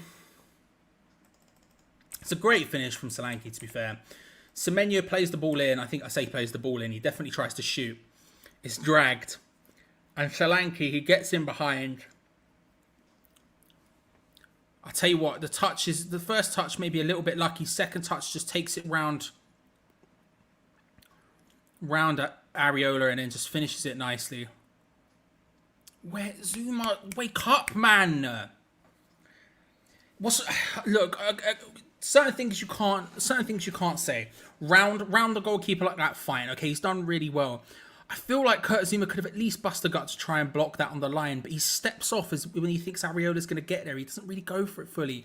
I'd have to look at the replay from a proper angle again and not the one behind in slow motion. But from that, it seemed like you maybe could have got there, man. Just go for it. Just go for it, bro. Why wouldn't you? It's annoying. Very annoying.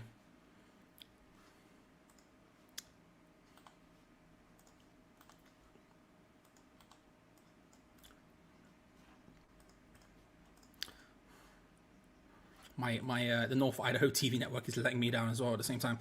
Really disappointing. Really disappointing. Because it felt like outside of that we were good to go. This was golden. But it looks like it's now gonna be dragged out to a 1-1 potentially. We'll see. There could be more to come, but such a shame. Such a shame.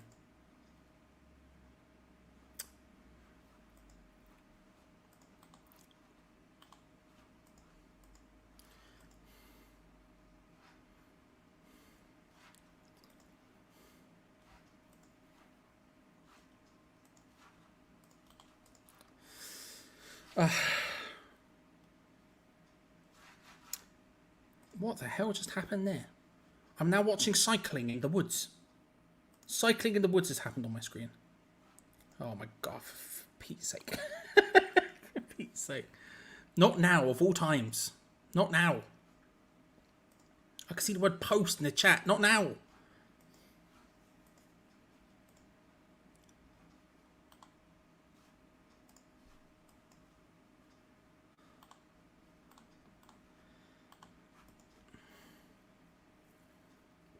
Such a shame as well, and it was bound to be something like that the goal would come from, just some sort of random freak opportunity, because we've done so well before then. We've just let ourselves down at the end in such an annoying way. We've just let ourselves down.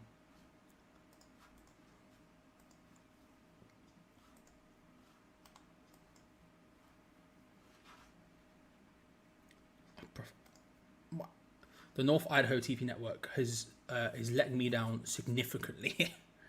Significantly. I'm in trouble.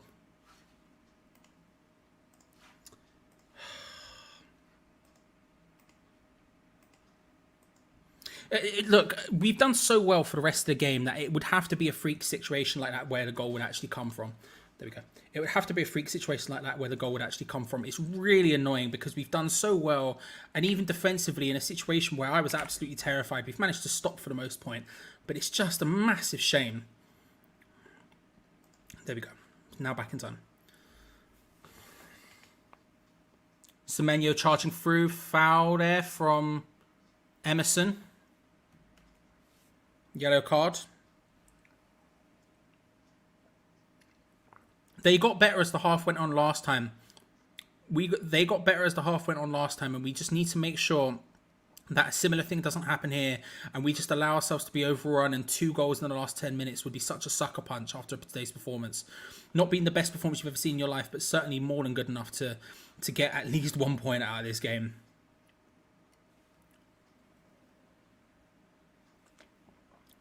Three minutes to go. Plus stoppage time. Free kick to Bournemouth.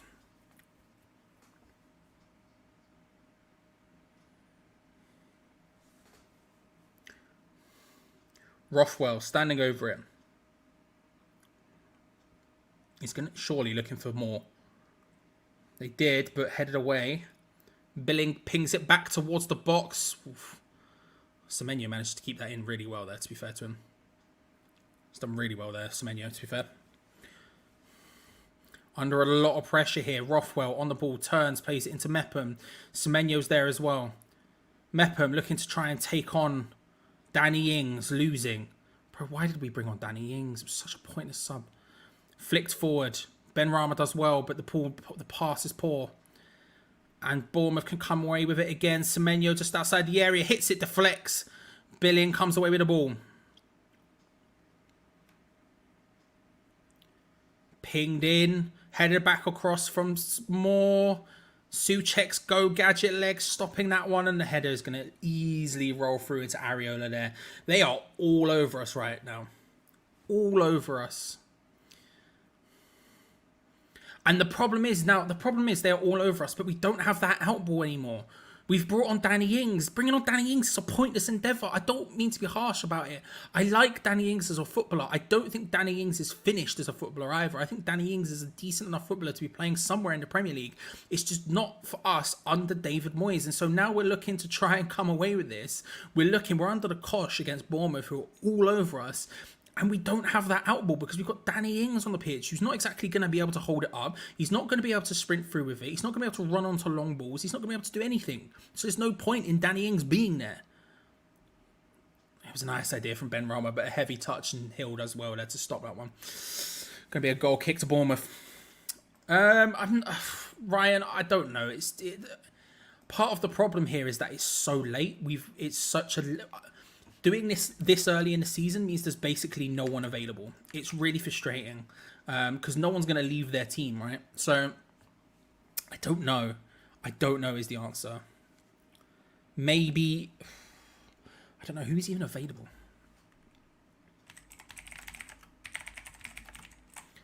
Bournemouth coming their way forward as I'm Googling for a list of available managers. Frank Lampard, Jesus Christ.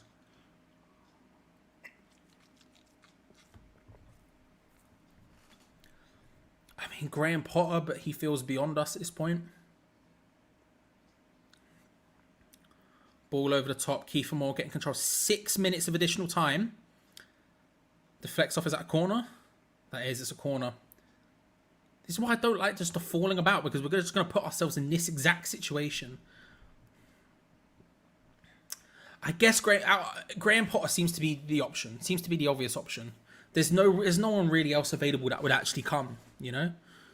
Like, I think Graham Potter might do. But I also don't know, enough about... I also don't know enough, and that was just a brief look at a list of managers. But Graham Potter would be my choice out of those. But again, I don't think we... I don't know. We'll see. Whipped in. Collected from Areola. Their corners have been crap today, Bournemouth.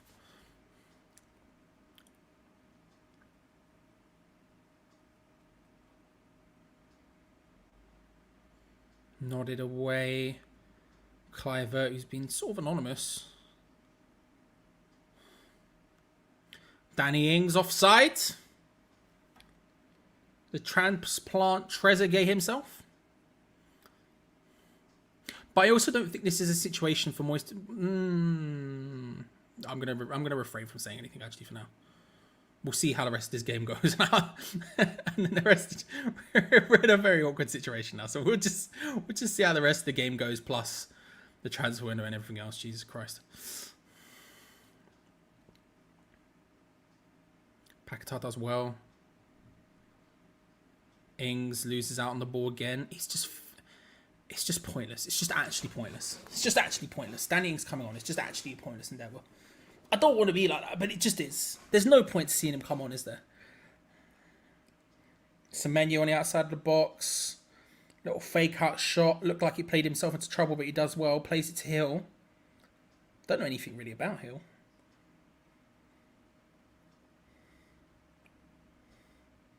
Hill back to Rothwell, looking to loft it towards the big bloke that is Kiefer Moore, but not quite happened.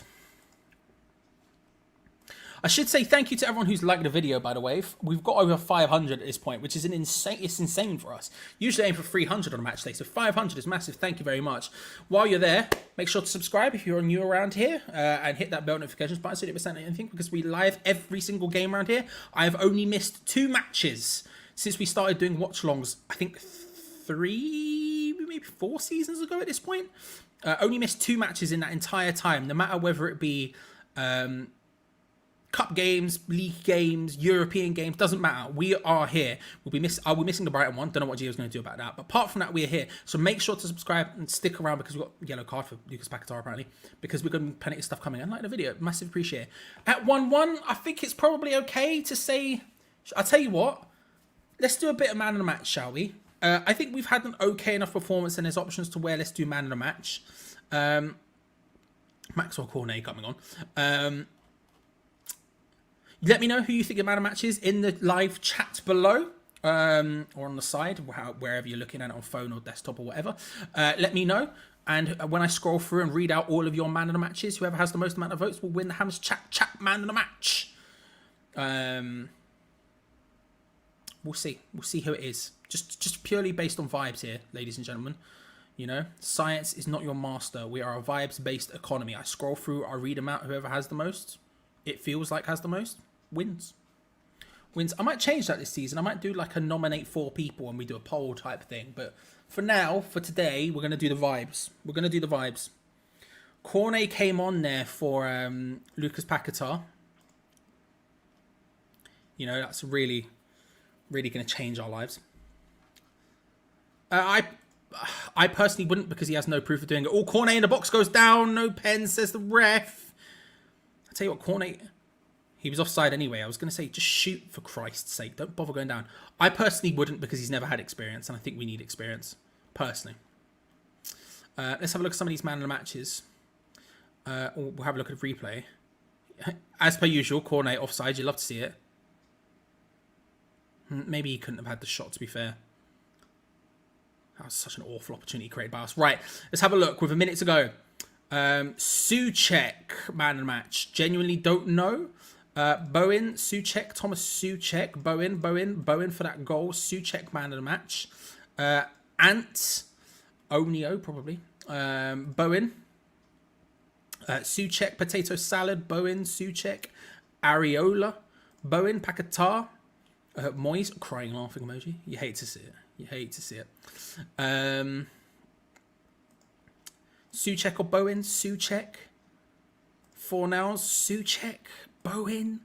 Every time I think one of Bowen or Souček takes the lead, the other one gets in there. Bowen, Paquetá, got to be Souček, Pablo. Or Ben Rama, this is a nice counter-attack right near the end of the game. Pings it in, straight into the hands.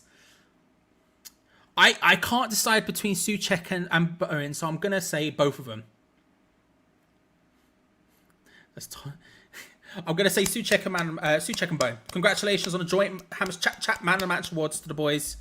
I would probably agree, to be fair. I think Paquetá's had a brilliant performance as well, to be fair. They're the big 3 for me. Or we can come away with it. Is there enough time? You'd suspect not. 6 minutes has been played. Free kick. Free kick.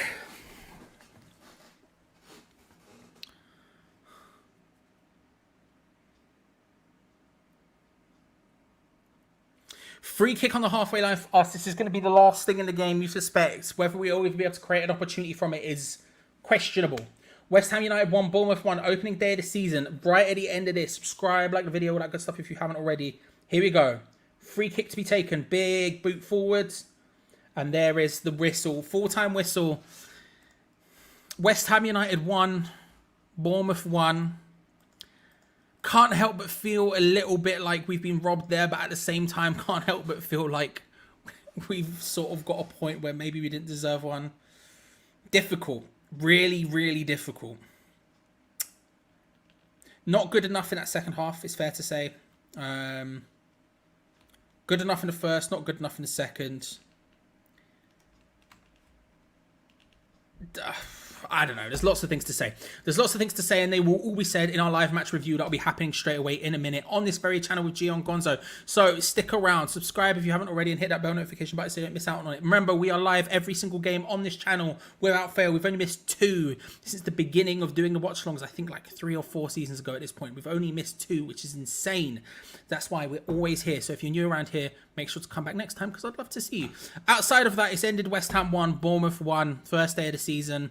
Arguably better than most would have predicted, but also arguably not good enough as well. Geo Gonzo will be live in just a few moments' time, ladies and gentlemen. But before then, love you all. Come on, you irons. Enjoy yourselves. Stick around for the review. Be live in just a minute. See you later, everyone. Bye.